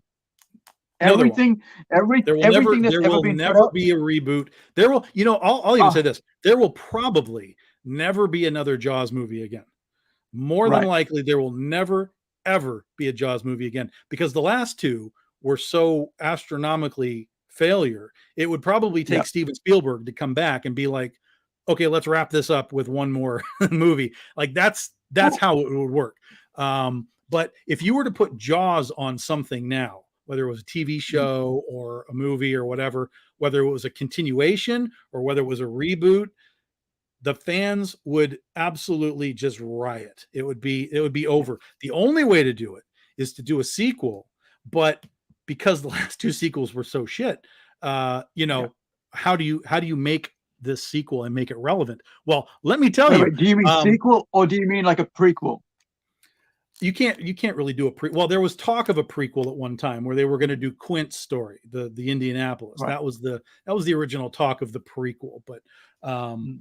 if you do a prequel, then you're kind of going outside of what matters to the Jaws universe, right? Because Right. it's not the shark that matters in the Jaws universe. It's the Brodies. The Brodies are the key. Right. So when you don't have Chief, it's really hard to have a Jaws movie. If you don't have Hooper, if you don't have Quint, it's really hard to have a Jaws movie. So even in Jaws 2, you had the Chief, but it's still one of those movies that people are like, I don't know if I mean, I love Jaws 2. I think it's a great movie if you understand what it is. And so for me, I was like, look, this is what Jaws 5 would be. It is in present time. It is in direct continuity of all 4 of the original movies. And all I did was I made all the appropriate changes, right? So it's not Amity Island, it's Harmony Island, things like that. But Jaws fans will read it and be like, I get it. I know what you're doing. And then if you don't know Jaws, then it's just a shark story, then it doesn't matter. Just come in and enjoy the shark story. But I was like, I have to get this out of my head. It can't sit there and take up space. So this is a new printing of the book. So the original 150 books are sold out. They're gone. But I still have a year and a half to promote this thing. So we're doing a new printing, brand new cover as well. Jason Hay here and Elenia DiNapoli on the colors. So we're doing 150 of this particular version of the book. And this will lead us to 2025, which also, and I did not plan this, I swear to God. 2025 is also the 50th anniversary of Jaws. At the same time, it's our 15th anniversary of Big Dog Inc. At the same time, we are launching that book into the universe. So, it all seemed to work right. Right. And then specialty editions, as always, we do holofoils, we do metals, things like that. So there's a couple of foils available. There's a couple of metals. All of these are printed to order. So if we get orders for, 17, we're making 17 books. Obviously the artist will get comps, but 17 will be your baseline print run. So Catnip, Mujay, and foil. The butts up. So you can still get this in foil. Like this is printed to order. So if you can't get the regular, you can get the virgin foil. That will be available throughout the campaign. Right. And then there's 2 metals. So there's the Kiss Me metal, and I forgot what the other metal was. Oh yeah, the fan service, the Blue Jay metal. Yeah. And then we have, so if you don't know Big Dog Inc., we have all kinds of trade paperbacks, catch up single issues. You can dive into all of these characters that you're seeing above and figure out who they are, what they do. Critter trade paperbacks, Ursa Minor trade paperbacks, Princess versus Zombies issues, Kaiju Epic, all kinds of stuff. So all of these are available either as just a reward. You can just buy that if you want, or you can add them into your total rewards package. That's Jasmine, again, all those prices include your shipping. Yeah. Oh, that's Joan of Arc. Sorry. I thought it was Jasmine. I couldn't see the text there properly. And then I'm looking at a very small screen in front of me. This is Jungle Girl, or what are we looking at here? Lights, Camera, Jungle. This is a book I did with Jen Broomall. Yeah. Awesome. And then we've got a few CGCs. So much variety. Yeah, absolutely. Absolutely. How do you go about getting something like this done up? We just like send working books with off CGC. Yeah, we just send them off, get them graded. These are books that we have in hand, and we just put them up for sale. Some of them are already gone, so you can see the sellouts there. There is we only have one of these, so there's no quantity on these guys. So that's a foil cover, isn't it? Yeah, green emerald. We call them emerald editions. So it's like got a green hollow foil. Yeah, that's awesome. Yeah, they look amazing in person. Yeah, I mean, the only time I actually buy mainstream comics, apart from this week when I actually just said I'll have a mini series, because I want to support my store, but I also want to have some things that are actually readable now. Like a lot of things I can't read in mainstream because it's just so atrocious. But like a lot of times I'll just see the artwork, right, and I just buy the art, not even caring what's in the storyline, right? I might see a really cool Batman cover, I'll buy that, right? And I'll even buy things that I don't even like, because just for the hell of having that book, even though I don't like that book, right? Or even if I don't even like that character, but I just want it because so I can go, I got this horrible thing, you know. But I Oh do yeah, I want to have support my local I have thing. All-Star Batman over here. It's one of the worst things Yeah, ever written in comics, and I found the hardcover, and I was like, "Holy shit! Just give me that piece of crap." Because at the very yeah, least, you've got great Jim Lee art to look at. But yeah, that's that's it. just one of the funniest Yeah. things to ever see put together. Uh, So yeah, so a I was just handful of thinking about like this. graded, not a whole lot. Yeah, I was just thinking like CGC. Like I've never owned CGC except for about only 2 years ago, or maybe even a year and a half ago, when I bought a X-Men of a friend, and then I Mhm. bought think then I bought another X-Men, and that was like I just, oh no, that wasn't CGC, I don't think. But because I just want to at least have one CGC in my collection and say, it's kind of like that thing, like you're not a collector until you have a CGC created book, kind of thing. Because I've got like thousands of comics, right? And I thought I might as well just get the one, right? I might as well just get the one, and that's it. I don't need anything else. But like, I like this idea. Like, I mean, I would love to have, I would love to have one of these done People as a CGC. People like graded books. I mean, especially if it's artists that they like. They're display items, right? I mean, it's collecting too, but it's a cool Yeah, display item. Like I've got, exactly. in my collection, I've got a bunch of CGCs of Yeah, old Godzilla Marvel books because that was where I started. So I started to put yeah, a collection of 9.8 Godzillas together. I still have all the original books that I ever bought back when I was a yeah. kid, but I was like, yeah, you know what? I want like nice copies of these things, Mm. and they'll make a nice display because you can hang them on the wall, and Yeah. I'm like, yeah, that's cool. So But there is I've another got thing some. about that, right?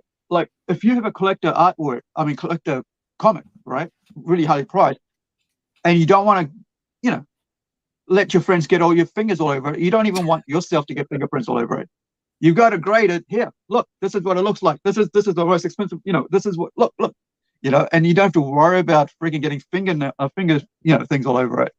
And I think there is that aspect for it, but there is, like my friend goes, I wouldn't want that because I want to like crack it open and read the comic. I'm like, Yeah, yeah, but what I people don't read, don't I understand don't is that even read comics. all of this I just want stuff to see is them. all of this stuff is reprinted. If you want to read it, go buy Yeah, the trade paperback. You can exactly. Yeah, collect these things, and you can preserve them, and you can have these yeah, high quality editions of the book. And if you want to read it, go get the trade paperback. You want the Scheherazade trade yeah, paperback? I got it. yeah. You can buy that for $15 from me, and you can read the whole book. So yeah. Right. Same with all the old books Yeah, that they're grading. It's like people are upset that they're grading. I'm like, dude, all that stuff's reprinted. Go buy the yeah, trade paperback for $20 and you can read it all. yeah. I just love the artwork. It's, like I said, I Penny for Your Soul. It brought me so much joy reading that book. You know, It's fun to write. yeah, It's evolved a lot from its first volume, mm, which I mean that's good. Everything should evolve. Um, yeah, I'm excited to get back to it mm, for our 15 year. So the last volume we did went really really well. It was our official entry into Kickstarter, where we officially became a Kickstarter publisher, yeah. and it went really really well. And I'm excited to do it again. All right. And there is Nobi Outbreak out there. Our friends Larry over at Nobi Comics. Uh, right. Let's pop out of this and let's get some conversation going. Which we're going to talk about was to do from now on, guys. We're going to be talking about girls, women. Sorry, not girls, women. The female body anatomy. This is, like I said right at the start, this is a PlungeX podcast. This is the mature content, and we'll be talking about mature content and mature stories, whatever, artworks and such. So my stance on this is that if it's for teens, you don't have exposed, butts and nipples and tits and all that, whatever you want to call it. Uh, but But if you're doing for mature readers, like 16 up, whatever, because in New Zealand we have a grading system that used to be 15, now it's 16, and but even that's kind of like mature, so you can have like people, like maybe toplessness, right? Because at that point now in New Zealand we have such a, not sure if they still do it, but when I was at high school, college we call it here, around about 15, 16, 14, you get sex education here, right? Not too in depth, but enough to know that you can get diseases if you just don't look after yourself, and don't go fooling around and then expect that, that you'll be okay if you're not being, being protective and stuff. So we kind of like a bit more conservative, but a bit more advanced in what we consume. Problem with that was in 1990s, there was a change in our law where the government decided that they would support young mothers. Now, with that, after having come out from sexual education at school, as high school, kids up to 13-year-olds were getting pregnant because they realized that I can drop out of school, get pregnant, or 14 or 15, and just go and be have the government pay for my upkeep for the rest of my life, and while I have my kid. And so that kind of like it went hand in hand. So you got the sexual education, but you also got the government coming in to pay you to go have kids on your own and not even worry about having a family, getting educated, going through education. And so we had a whole generation of solo parents, right? A lot of that came out with the ethnic group, which kind of is sad because it kind of, now you had a whole that community of being not advanced in educationally, right? And so you had children having, as my Maori friend said, babies having babies, right? And so there was nothing there for them. So now despite the exposition and all that, getting a bit sidetracked, just want to lay down what our society in New Zealand is like. So we are very conservative in the sense that on the one sense, but we're very liberal. We're kind of center left. So we're very open, right? And but we also let you know what we don't like, and we will troll the hell out of you if we don't like it. We will troll our politicians. We'll troll our mates. If we find that someone's being a wuss, is in a group of someone's just like doing the thing, we'll say harden up, pull your head in, sort yourself out. That's our thing, right? We don't let people get away with things in our communities, and but we found that all this woke stuff that's coming out of America is creating a lot of problems for us here, because we're used to saying harden up, lose some weight, stop smoking, right? Stuff like that. And we tell you exactly, but I found that like the wokeness society has come into New Zealand going like, well, you can't say that. It's like, what do you mean? But that's us. So that's our society. So talking about why I want to bring this conversation to this is because the other day, I think it was Sunday afternoon or something, for us anyway, for me, there was a video that Niobe and the team over at Niobe Comics, and Tom was there and Max was there from Atrocity Comics, and I just jumped in because just thought these guys were online. I didn't realize what they were talking about, so came in on like at the end of it and didn't really get to have too much thing. But I thought maybe it's something that, because you're putting out nude books as such, titillation and stuff, and the conversation was there was somebody who came from the religious right was saying, well, this is not good for the medium. It's like, that doesn't make sense because they're not for kids. Now the other thing was that on Twitter this week, or this couple of days ago, they were talking about every art form is going through this now, like movies. Females are like having issues with that. They're like, oh, we need like a what is it called, like a sex mentor, whatever, overseeing that sex scene and stuff, whereas before there wasn't much of that. Now it's like, oh, you got to be there to show, well, this is too much or whatever. But the other thing is, in gaming, they're trying to make girls ugly, like the characters actually ugly. Like even if the real person is actually beautiful, they actually try to make them look ugly in the actual games, right? But the guys, they look hot, they look handsome, They'll look, beautiful, whatever you want to call it, but they look great. But the, great, huge muscles.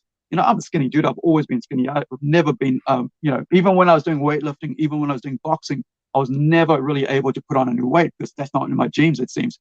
So I didn't bother after a while, right? After 3 years of practicing doing boxing and weightlifting building, yeah, it didn't work. So, but here you have, it's okay to have, a topless Hulk running around, and you don't have a problem with that.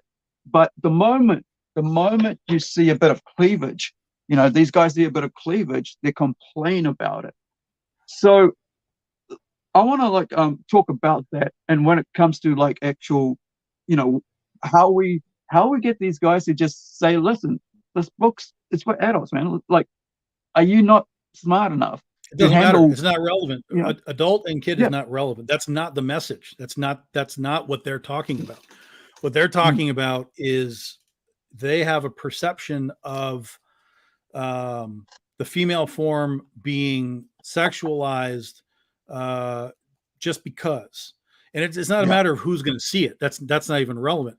They're just as much afraid of their husband seeing it as they are afraid of their kid seeing it or whatever. So the kid part of it is not even part of the argument. It's just, why are you presenting X character in whatever way that the character is being presented? And the answer is because that's it. Because we chose to, because we wanted to, because we we're the creators of these characters. They're not real people. If you want to have a discussion about how real people are treated, that's a different discussion. But this is just art. It's an art form. The pinup art is nothing new. I mean, they used to put these things on the side of bombers, back in World War II. So, pinup art is not new, but we still exist in a culture that is wildly, wildly prude. And that is basically the boomers, even really through like Gen X, which I hate to say, but Gen X still has a lot of prude aspects to us. Not there are specific people like myself. I'm Gen X, so I don't give a shit. Do whatever you want. But there are still people who come from certain, like you said, the guy was from the religious, he came from a religious family and so on. So if you go into these pockets of religion and so on, they start to have the moral, problems with whatever it is you're doing. But again, it's like, so don't buy it. Don't buy it. You don't like it on TV, turn the channel. You don't like it in a movie, don't pay for a ticket. Like, these are really simple things that have no effect on your life. And all you have to do is walk by it and be like, nah, okay. But because we live in this world where whatever I say, you have to hear it and you have to understand it and you have to accept it. That's really the key. Is the acceptance part of it now. We used to be in a world where you could kind of say something and I could be like, yeah, okay, but I don't agree. Now it's an acceptance role, and that's problematic. But it's that's just what it is. I mean, that's just what it is. It's never going to stop. The people who do it and kind of don't get hassled anymore are the ones that don't care. They're the ones that have the attitude of, look, man, we're just making art over here. If you don't like it, Marvel's over there. Go find what you like at Marvel. Exactly. And once you, the trick is that when things like that happen, if you just sort of let it roll off your back, like whatever, there's no engagement, there's no response, there's no, it kind of just stops. If you create a wall that is, we just do what we do, that's it. And then that's the response. There's no response from them. There's nothing that they can do. So, and I've had these flare-ups at Comic Cons and stuff before, but very far between. Only one guy ever got the fuck off from me. I was literally told him, I tried so hard to have a conversation with this guy, and he did not want to hear anything that I was saying back. All he wanted to do was tell me what his problem was. And I kept saying, well, that's one thing. Like, you're looking at one thing out of all of these things. So I can say, okay, you don't like that. That's fine. But Mm. what about that? What about that? What about that? What about all of these other things that aren't what you have a problem with? Well, Yeah. but that, Mm. fuck off. And I was done. I was pissed. And they they left. He and his girlfriend left. She didn't care. He Yeah. was having the problem. And I was like, no, get out of here. So it's really rarely ever escalated for me. We don't do a lot of nude books, but nude books isn't even Mm. really the issue either. It's simply the sexualization of the character. So Yeah. if they're bending over weird or whatever kinds of poses, Yeah. if it's like a superhero like posing like a Playboy girl, the question Yeah. becomes, well, why is the superhero posing like the Playboy girl? And the answer is still the Yeah. same thing, because it's sexy, because it's beautiful, because it's attracts attention. Mm. It caught your attention, right? Yeah. And that's it. That's the end of the story. It's no different than what Gil Elfgren was doing, what Vargas was doing, what Julie Bell does, what Olivia DeBardius does. Like, it's no different than any of that. Mm. So you don't really have a problem with what you're seeing right here at this table. You have a problem with an art form. And if you have a problem with Right. an art form, well, I mean, you can have that opinion, but you are not going to shut down an art form Right. because you don't like the fact that Wonder Woman is showing a little booty cheek. Like, it's just, Yeah. you're not going to have any effect there. Mm. And that's just the way that we come from it. I mean, like, we don't really do a lot of nude stuff. Like that nude Mm. piece that we have on that Yeah. Kickstarter, I think that's the first nude piece we have had in like 4 or 5 Yeah. years. Because I know we did some with Penny, but again, context, right? That's what this guy was having a Right. problem with. Context. Yeah. It's a Las Vegas book. You're Right. going to have Las Vegas stuff, which means Right. showgirls and, boobs and whatever. So he Mm. couldn't understand context. I kept saying, like, right next to it, like, here's Dorothy Gale as a Yeah. Western gunfighter. She's not running around with her boobs out. The banner back here doesn't Yeah. have her boobs out. Like, so all you're hyper focusing on one thing. Yeah. And that's the guy that got the fuck off. So that's it. It's as simple as that. It's as complicated as that. I've found that when you start to, in our case anyway, we have a lot of Mm. women that draw these covers. So when you Yeah. tell them, like, well, a woman drew Mm. that naked woman, right? That Yeah.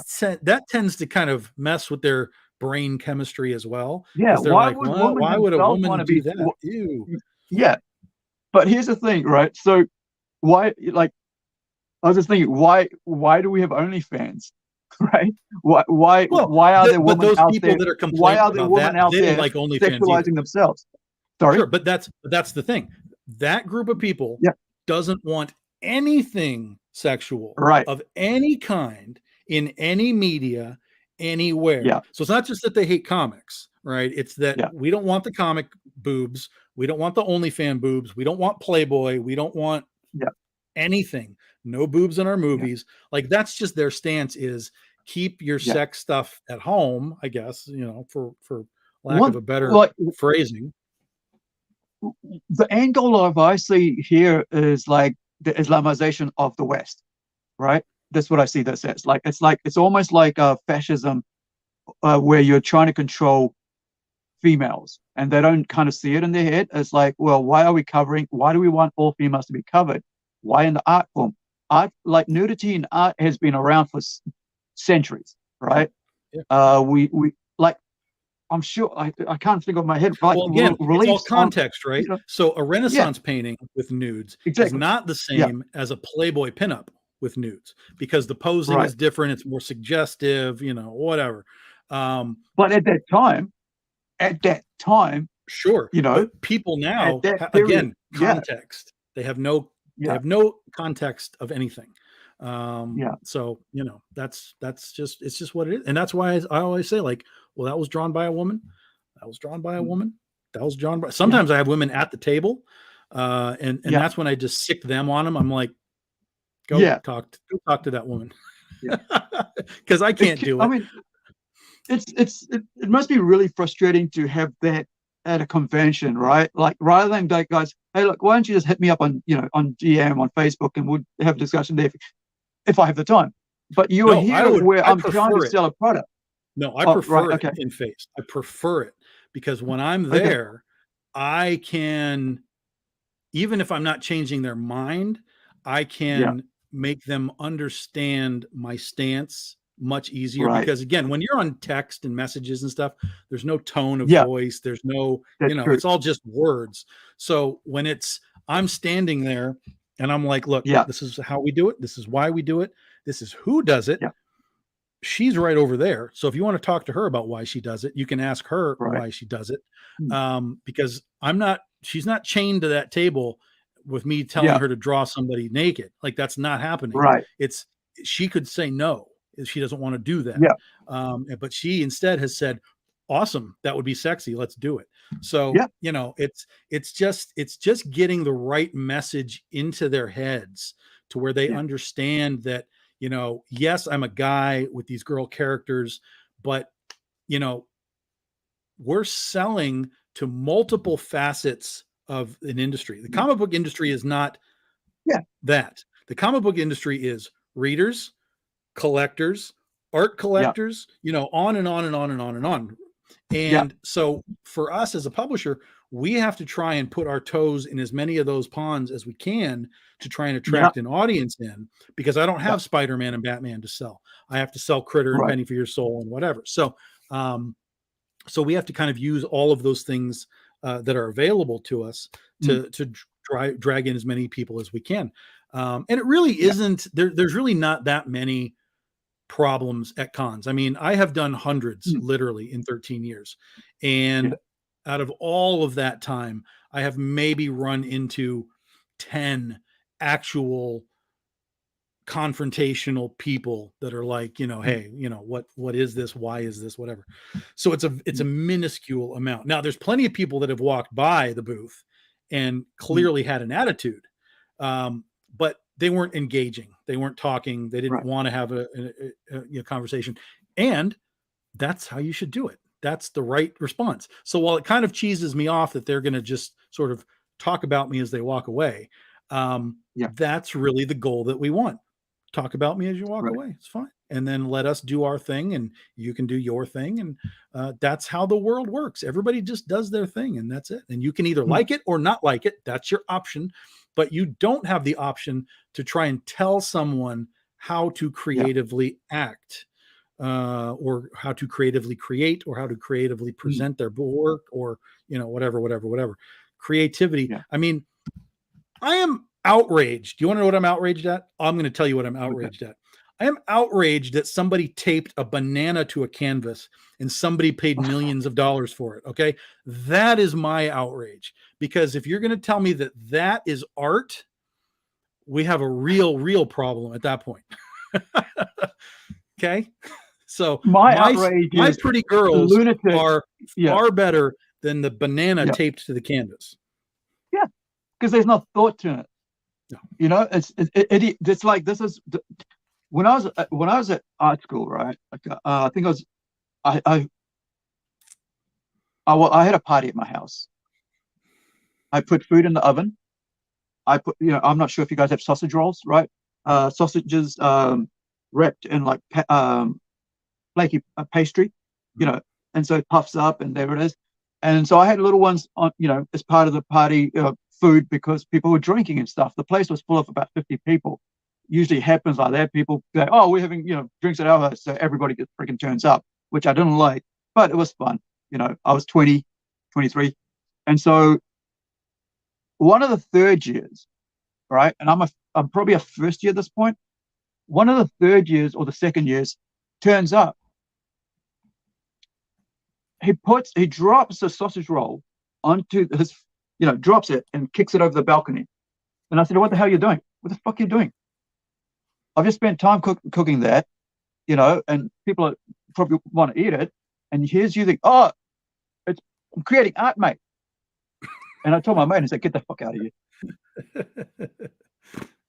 Yeah. This is what, it's go like, take a picture of it downstairs, how it landed on the bun, Yeah. And that taught me the fallacy of the high art mentality, and the guys like me who actually create shit, right? Actually create sculptures, create actual tactile stuff and paint, and then the people who get the marks and have like, doctorate of arts behind their names. And I'm like, I don't want that shit.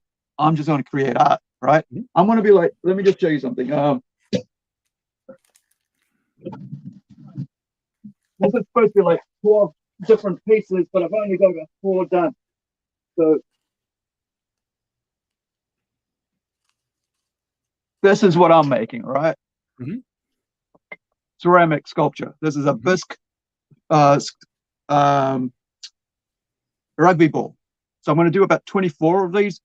I've done 4 so far, but probably take another decade for me when I have time to finish them all. So, all of them are individual. They're not like the same. So I call it new tribal, right? That's my art stuff.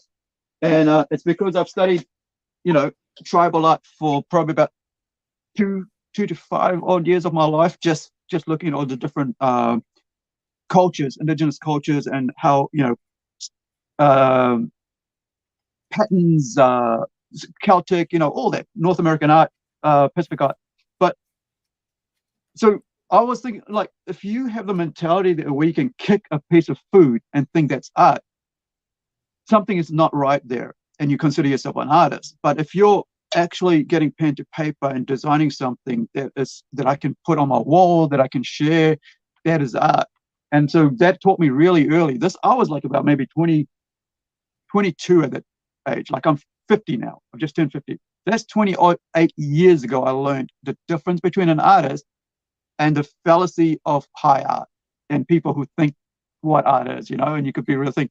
One thing I wanted to point on here was, like, in the 80s and 80s, especially with the right, had this whole issue with Dungeons and Dragons, had issues with fantasy art and nudity and all this stuff in film and TV.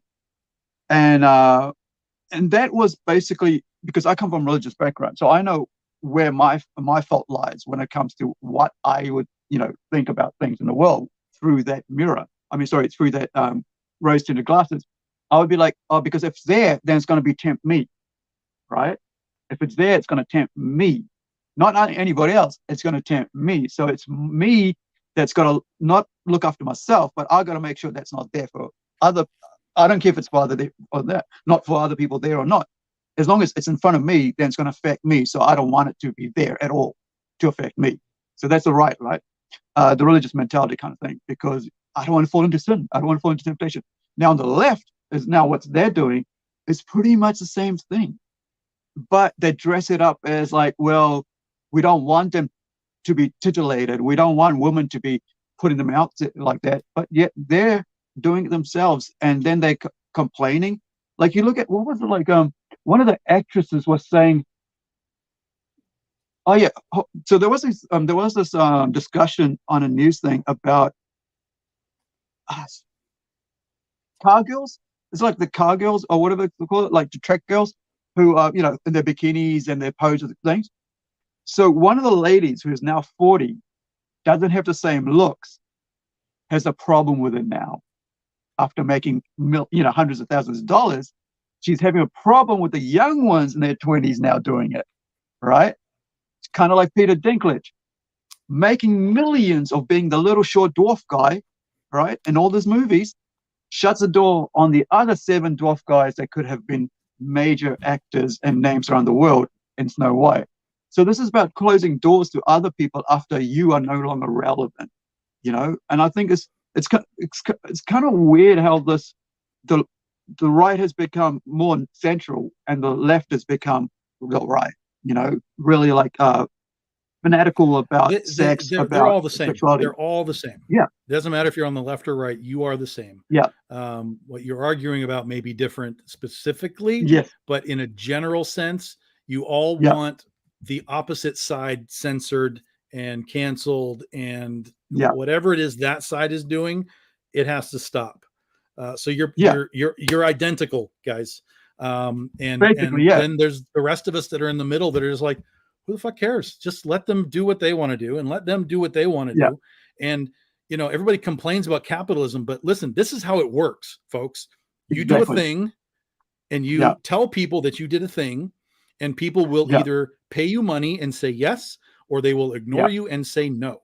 That's it. I mean, there's no simpler system on the planet than just saying, here's the thing. And if you're going to come out and be like, well, here's OnlyFans, and my ass is on OnlyFans, people will say yes, and here's my money, or they will say no, and I'm not going to give you money. Like, this is easy. Exactly. We should all be able to go about our day and walk down the street and decide yes or decide no, and then take the next step and keep going. That's it. That's the world, folks. That's how it should work. And it works, right? I mean, like, the market decides. Like, the market decides what's good and what isn't. Yeah. Like, I was talking, one of my friends on that I've had on podcasts before, Black Sage D. He's a black guy over in America who does independent gaming design. And so one of the people I think it was yesterday, but talking about visual novels, adult visual novels, right? And so they're talking about how, like, they don't expect so much deep stories in adult visual novels. And I'm like, I wrote an adult visual novel. I helped the guy edit his book, his story, and wrote it. And I was writing an in-depth story for this guy because he wanted it not to just be titillation. He wanted to actually tell a good story that had a lot of things going on, and that but even though there was titillation there, I said, look, at the end of the day, creators who are smart will give the audience what they want, right? And the audience will decide, the market will decide what works and what doesn't work and what they want. So if your market is telling you that we enjoy, a bit more adult content in our comic books because we're older adult people, right? Mature readers, then we'll put it out there. And if we go, well, if you want books for kids, get a superhero with a PG rating on it, comic book, right? And so there's all these options available on Kickstarter for that. And I like the fact that independent creators have an option to go directly to the customer without the friggin' censorship of the mainstream, without the door being there, the gate being there, it's holding you away from it. Mm-hmm. And I think, imagine, like, I know DC did a Batman Black Label where they try to show his penis, right? Wasn't that the one? Because they marketed it as that, right? In the shadows, you could see his penis. It's like, I really don't want to see Batman's penis because I want Batman to be, I want Batman to stay in that. No, but see, here's the flip side would be if we got the book and we saw Batgirl's boobs, everyone would have lost their mind. They're like, oh my God, Batgirl's boobs. We have to have that issue. But again, it comes back to what you just said. You have to understand what your audience wants. And there's this weird need right now to chase this theoretical audience that supposedly exists for comics, but those people aren't buying comics because the content isn't right. So all the content is being changed to appeal to this new audience, which is theoretically fine, except that every time you do that, one of your existing people goes away. And unless you've replaced that person with a new person, your sales are going to continue to dwindle. So at this point, it's sort of like you're losing 10 and gaining 1. And that's why you're seeing all of these books kind of fall off on their print runs. And until you kind of understand, now you have two options. You can keep following that path until you have found the formula that makes all of these theoretical audience come in, and you come back with this audience. But that could take decades of just failing sales. Or you understand, look, comic audience is what it is. And we have to understand what it is. We have to understand who is there. We have to understand what they want, how they want it. And we have to give it to them within the context of our storytelling. But, they have to be able to open the book, read it, enjoy it, and want the next one. And right now we're watching sales figures fall and fall and fall and fall because they keep trying to reinvent the wheel and try and be relevant for our time. The new Punisher, like, they get rid of the old guy because he's somehow problematic. Granted, he's not World War II. He's a Vietnam guy. So that's sort of not relevant anymore. That's a long time ago. modern audiences are like, even I, who was born in 71, right? Like even the Vietnam War to me is kind of like, we've done that. Let's move on. But to just sort of like reinvent this character again, another reinvention of these characters. Like we did this in the 90s. You know, we had a new Wonder Woman, we had a new Batman, we had a new all of these characters. None of them stuck. The only one that was even remotely stuck was Kyle Rayner, who replaced Hal Jordan as Green Lantern. That one actually landed and stuck. But in Green Lantern's case, you already had the idea that there's a giant core of Green Lantern characters. So it wasn't, so while yes, we replaced Hal Jordan, a specific, it was organic within the context of the story. Whereas when Jean-Paul Valley comes in and becomes Batman, and suddenly Batman has knives for fingers and he's beating the crap out of people, you know, the audience is like, whoa, what are we doing here? So now flash forward to 2020s and suddenly we're not putting knives on people's fingers, but suddenly everybody's gay or trans, or like, that's the only story that they know how to tell. So similar to the 90s, where the only thing we knew how to do was put them in a leather jacket and give them a gun. Now in 2023, the only way we think we know how to make them relevant is to make them bi or trans or gay or some sort of sexuality, rather than, and this is the key point, I was thinking about this last night even, rather than simply creating new shit. When was the last time we legitimately created anything? And it was like the 80s and the 90s. That was the prime time of wild creation for Marvel and DC Comics. And since then, it has been nothing but spiraling from that. And you know, homaging themselves, tributing themselves, retconning themselves to maintain this circle around the 80s and the 90s. I just saw today, I'm really hoping it's not true. I just saw that we're doing something in DC. So we had the Hush series from a few years ago. There's now a girl called Shush. Like that's the next DC. I'm praying to God that's not real, right? But if it is, it proves my point, right? It's like, hey, how do we do that again? How many civil wars do we need? How many crisis? How many, like, we just keep doing the same thing. How many secret wars do we need? I was watching the Watchmen movie last night, and I was watching some of the bonus material, and they were talking about the creation of the comic book. And I was like, Jesus Christ, you have a template of how to create something completely new that is not attached to anything that you have in your universe, and it succeeded.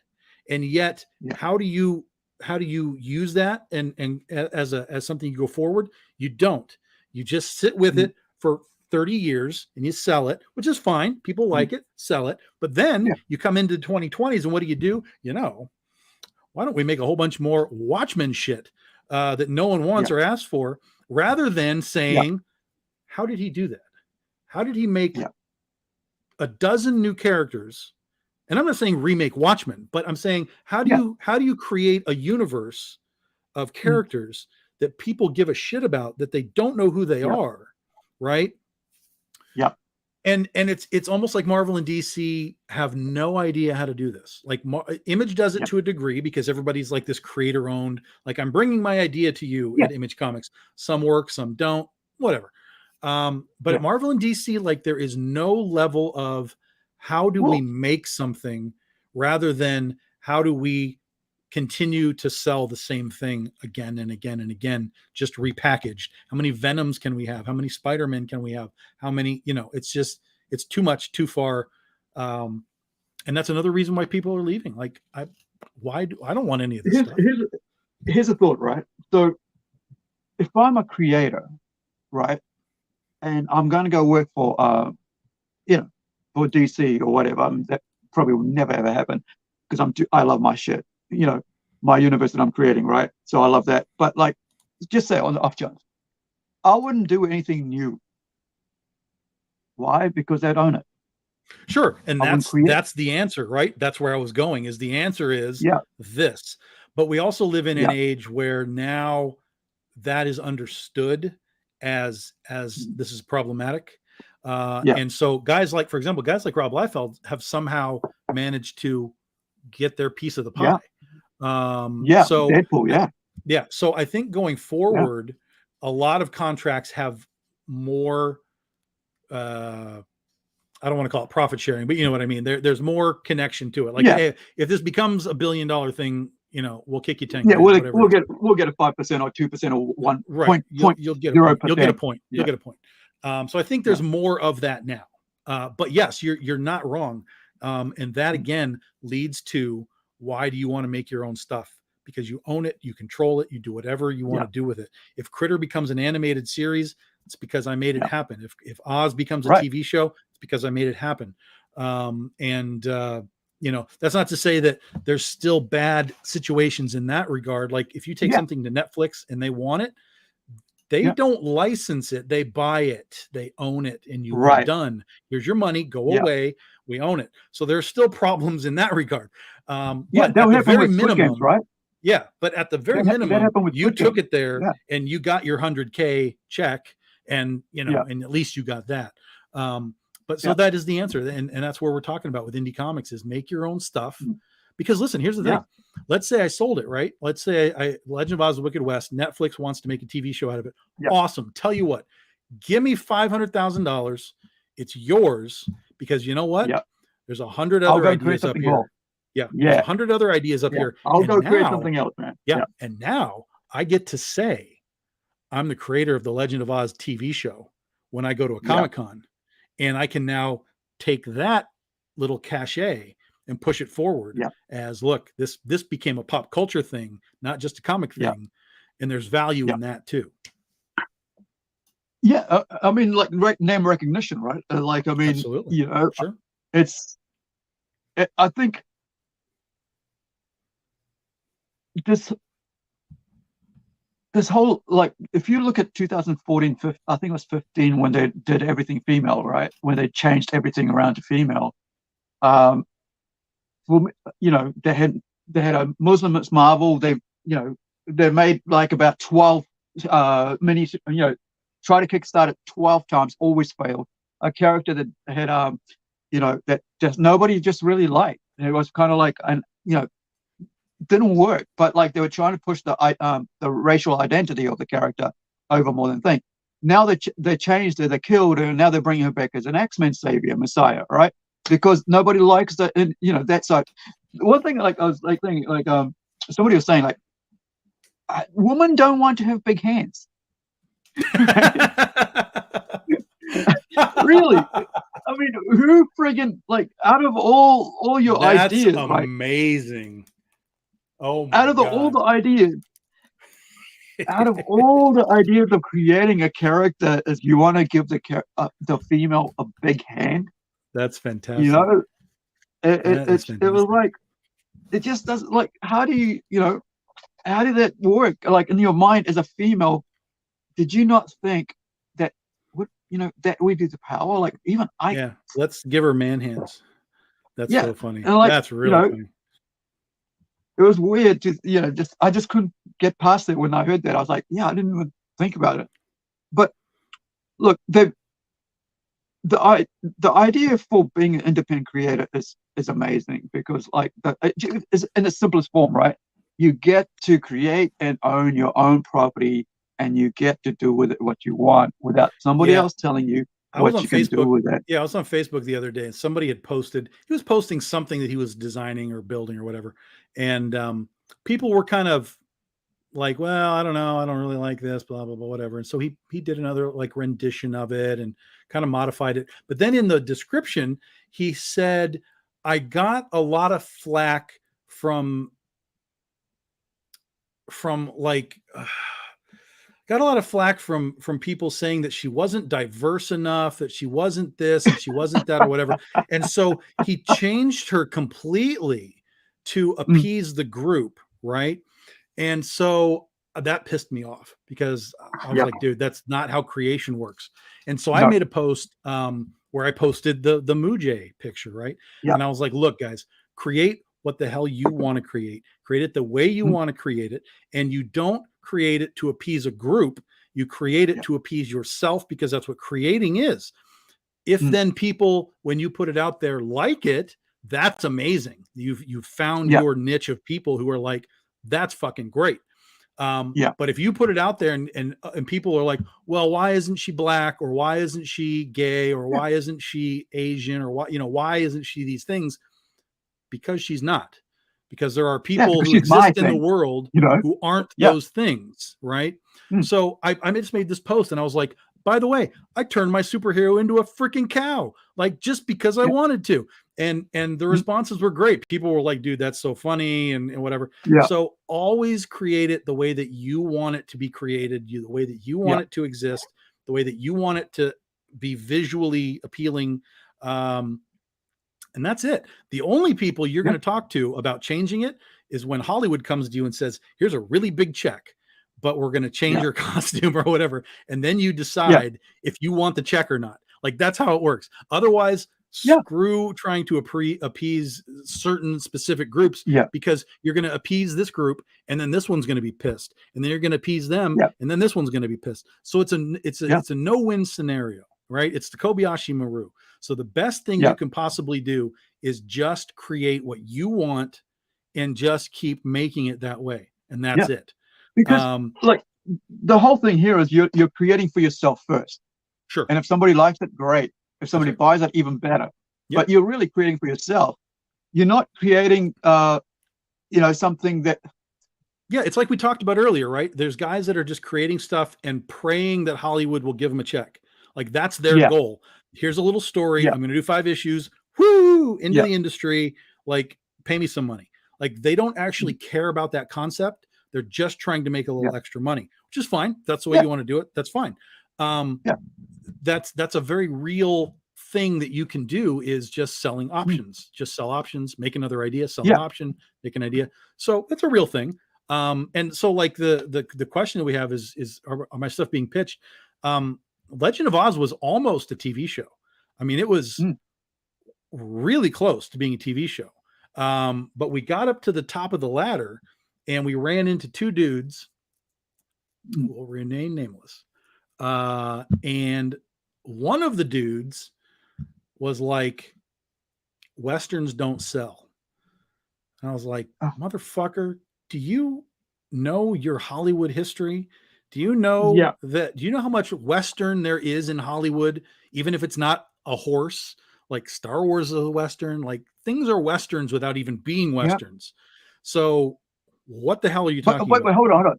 Just after, how many more Westerns were made? Yeah. And since then, now we have Westerns every fucking where. And I'm like, gee, you motherfucker. So, and then the other guy was like, I don't get it. I'm like, what don't you get? Well, I don't understand this. And I'm like, it's the Wizard of Oz, except Dorothy rides a horse. Like, you have a storyboard in your hand, like scene by scene by scene, episode by episode by episode. Like, if you can't read this and understand it, I don't know what else I can do to help you. You've been part of the conversation, right? Yeah. I don't know what else I can do to help you. And so that was it. So those 2 guys were at the top of this company and they were like, it's not going to be for us. Now I get that. And the guy that was helping me sell it was like, look, this is what happens most of the time, right? Is you go through these meetings and you get to a point and it's a no. But I was, again, right, I was hoping for at least some option money. Like, just take a chance on it. And if it doesn't work for you 3 years, we'll walk away. We'll walk away and whatever. We even had oh my God, what's her name? She was on American Idol, and then she was on Nashville because she was a singer, and she looks just like Dorothy Gale. God, I can't think of her name. And when she was on American Idol, she sang Somewhere Over the Rainbow. So it was like this immediate like Oz connection. And so we actually had her. She was in the discussions because she was going to be coming off of Nashville. And we were like, dude, everything is sinking right now. And then these monkeys at the studio were like, I don't understand. So it was a bummer. Now I will also say that I have a producer who is wanting to look at Princesses versus Zombies. So I have a pitch package that's going to be presented to them later this year, because that would be a really easy horror story to do. And I have a pitch involving certain ways to film it that I think would be really interesting. It would be very relevant to how we do things today, like with our phones, and everybody's filming everything live and stuff. So it wouldn't be like a Blair Witch, like everything's just live, jumpy camera. But I have a methodology in mind where we can move from like it's a movie or a TV show or whatever, but then we can also do other things with it. And hopefully they'll look at that and think that, oh, this guy's not just like throwing this thing at us. Like he has legitimate ideas of how to do it. And so who knows, but they're interested in it. And then we just kind of go from there. We'll see what happens. I had the opposite, kind of like similar but opposite experience with that at pitching. So I did a spec script with like about 50 pages, for one of our for Red Dot, one of our characters, and because it had to do with like army and stuff. But the plot was that a American female would come over to New Zealand, and they would go around and visit all these different places, at different times, like they'll date and stuff as they shared stories. So there were two people in that meeting. There was this was pitched to, and they said no. But then they went and made a movie in New Zealand, pretty much taking the super the vigilante character out of it, but everything else. And then they went and did the same thing over in Aussie. My spec script got made into a movie in New Zealand with the same sort of idea and plot points and stuff. And then they regurgitated that same thing into Aussie, and I'm like, great. So it wasn't. You took what I created and came up with, and then you took out what was special about that, which was a vigilante superhero story, because it was about like a SAS officer dealing with aspects of his friend's suicide, attempt, who's come back from war, as well as being in this romantic relationship and visiting all these different things, because it was a bit like about promoting my area, like all the beautiful things in my area. Like you go to different places, you get to experience stuff, but in the same time, you're having this really cool, deeper discussion about war. You're having deeper discussion about losing family member, but you're also having PTSD issues, and dealing with that, and how do you're trying to get your friends through that. And this was part of my greater world building for Red Dot, which we probably, but not going to do that story, but I mean, or maybe we will in time, but like we've got another, comment coming through when we start doing it. But the thing is, there is like this whole, go, no go with Hollywood, right? I mean, even well, even when it's a go, doesn't mean it's going to happen. I mean, Lock and Key, they filmed a pilot and it just was thrown away, so it's crazy. It's crazy what can happen in Hollywood.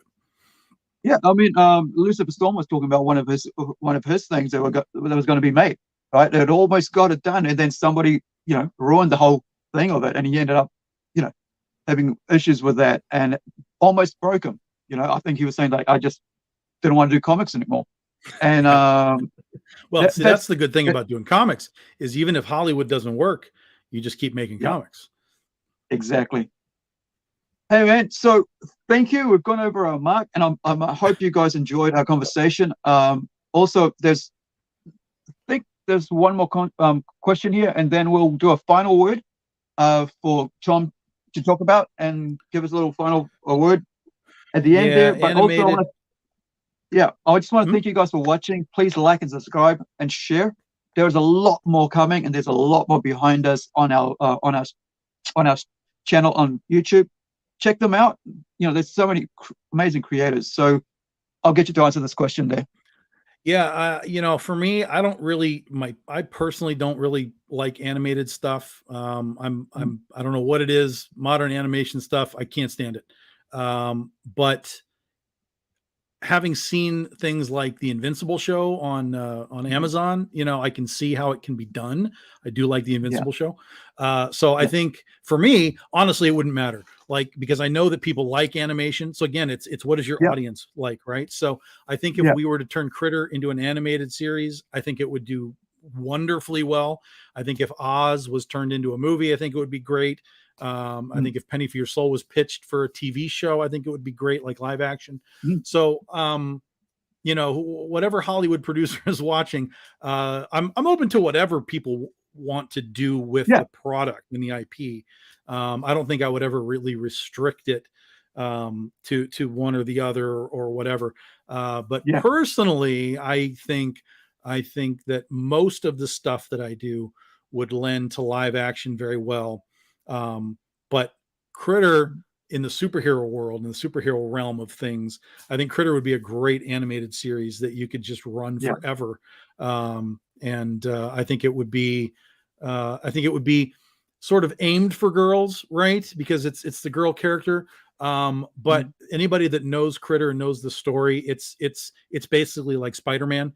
It's for everybody. There's levels of it for guys, for girls, for whatever.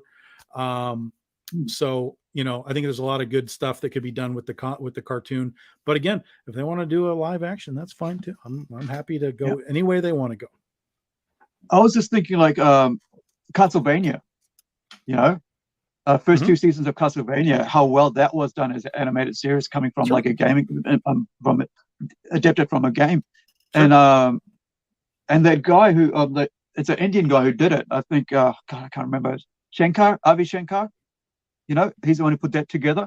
You know, I mean, having someone like him be involved, you know, with that sort of like quality and that love for animation, because it's like, I mean, Western animation has been so dumbed down. Like the art form itself has been so dumbed down that you know, that's why the anime has gotten so much better.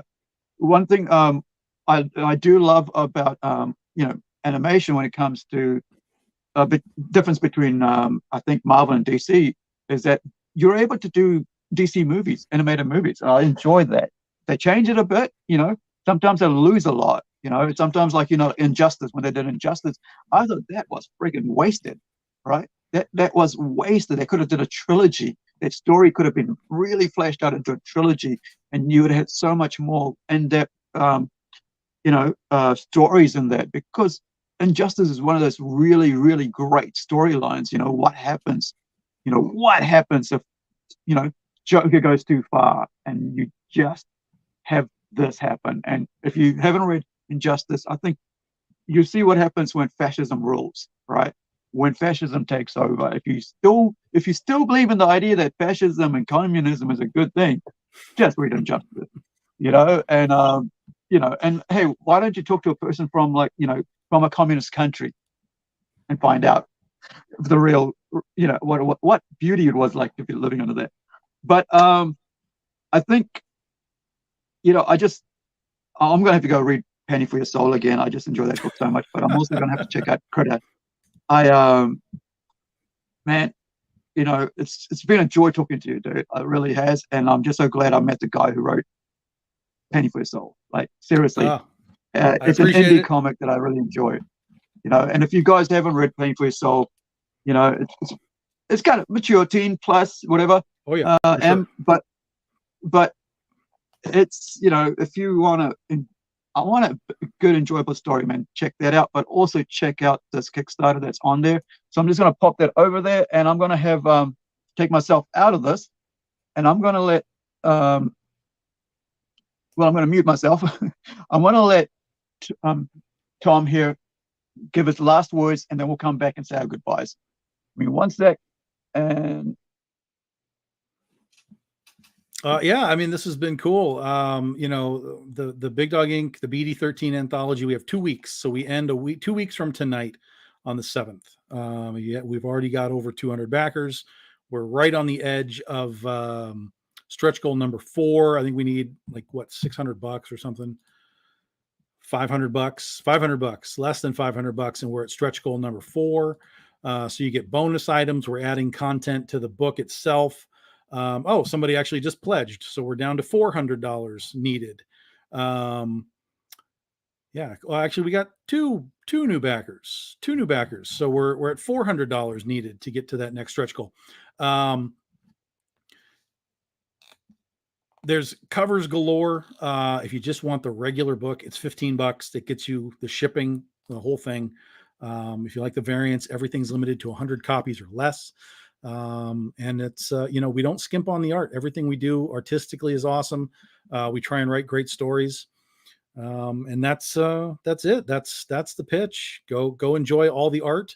And again, a lot of these books lead into where we're going next. So, the Critterverse returns in January. Critter will be on Kickstarter. Antarctic Press is also going to be publishing Critter again monthly for us. So that might be an easier way for you guys to get Critter if you're out of country. See if your store can get Antarctic Press books, which they probably can. So Critter will be running monthly starting in January through AP. And we will be doing the live Kickstarters quarterly for a new volume of Critter starting in January.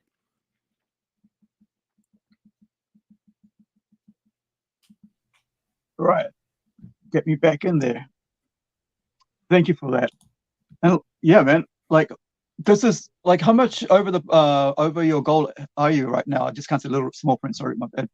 Well, our starting goal is always $5,000. That's where we kind of have always done these things. So anybody that knows Kickstarter knows that 5,000 doesn't cover us in the slightest. I mean, I shouldn't say in the slightest, but like we talked about earlier, your print run might be $5,000. So just for printing, so that gets us a good start for what we need to do to pay all these artists and get the books printed and so on. So we're doing really well right now. This is honestly, we're doing well, far better than I thought we would, because this is, it's such a different book, anthologies with different types of stories. You've got superheroes, you've got zombies, you've got vampire, like it's just a different book. And then all the covers are just kind of random and stuff. So I didn't really know what was going to happen. And so I'm really, really happy with what it is. We should probably easily hit 20,000 because we only need like another 4,000, not even that, like 3,500 to get to 20. So we should hit 20,000, which would be amazing. And anything that we do over that, I mean, that's just icing on the cake. Yeah, I mean, it said 26,000. That's because it's New Zealand exchange rate that was on there. Just want to make sure that make that clear, guys, because you're probably seeing 26,000. Go, well, what does he mean if we make 20,000? No, it's New Zealand exchange rate. Yeah, so we're at 16.6 right now. Yeah, that's awesome, man. I mean, like that's it gives us hope, right? For sure. So ourselves, we're there with like I think we need about $370 or something like that to back our all ages superhero comic, right? So this is a comic that you can give to your young ones and not worry about what's in it. So there is all those things there. Please check it out on Kickstarter and check out all those amazing artwork and things on offer from Tom's Big Dog Inc. I like the idea that you do have a lot of little stories in it. I like that. But the other thing is, you're also offering all these different covers to people, so they get to choose what they want. And I think that is what it really comes down to. It's like indie crowdfunding through Kickstarter and Indiegogo, whatever one you want to use. That is where it's. That's what it comes down to. It's like the fan get to decide what they want in the end. And I think that's different than the mainstream putting it here and saying, this is what you get off it. Whether you like it or not, that's all we're going to give it to you. Whereas like here, you got choice of what you want, and you get to choose only what's been, what cover's been backed is what's going to be put out. Like the limited editions and stuff, it says 50, then that's all that's going to be put out. And now you have a limited 50, in the world. You don't have 10,000 in the world. You have 500 or 50 or 20 or 10 or 5 or 1 even, right? And that's the joy of being, being part of something like the creative, independent creative scene, especially when it comes to comic books. So thank you, Tom, for joining me. And thank you, everybody else, wherever you are. Be well, be safe. Tom, do you want to say any goodbyes or? shout out any social media stuff? Yeah, I mean, basically, we live on Facebook for the most part. That's where everything we do kind of starts, and then it filters out to Instagram and Twitter and Patreon and all that kind of stuff. So wherever you guys do your social media, we're on all those platforms. You can just kind of look up Big Dog Inc. and you'll find us wherever you're at. Awesome. So we're on Instagram as PlungeNZ. We're on Twitter as PlungeNZ1. We're on Facebook as PlungeCast, one word, and we're also on our Plunge Studios NZ. So if you want to check us out, you'll see our posts around. Thank you for watching today with us, and thank you for if you're sharing it. Really, really appreciate it if you would, and if you like, hit that subscribe button. And also, like I said, there's a bunch more podcasts coming with people from all over the world, and just hit that notification button on those podcasts and that are coming, and you will be, you'll get a reminder to come and check it out. Thank you, Tom, once again. I just want to, here we go. Thanks, Tom. All the best with it. Yeah, thank you. Appreciate it, guys. Awesome. Ka kite anō. See you next time. Be well wherever you are, and follow us wherever you can find us on YouTube. Just PlungeCast. And like I said, we got a toy podcast, we've got a all ages podcast, and we've got this podcast with mature readers and content. So if you are a comic book creator, hit us up. The email is there on our PlungeCast channel. Bye for now.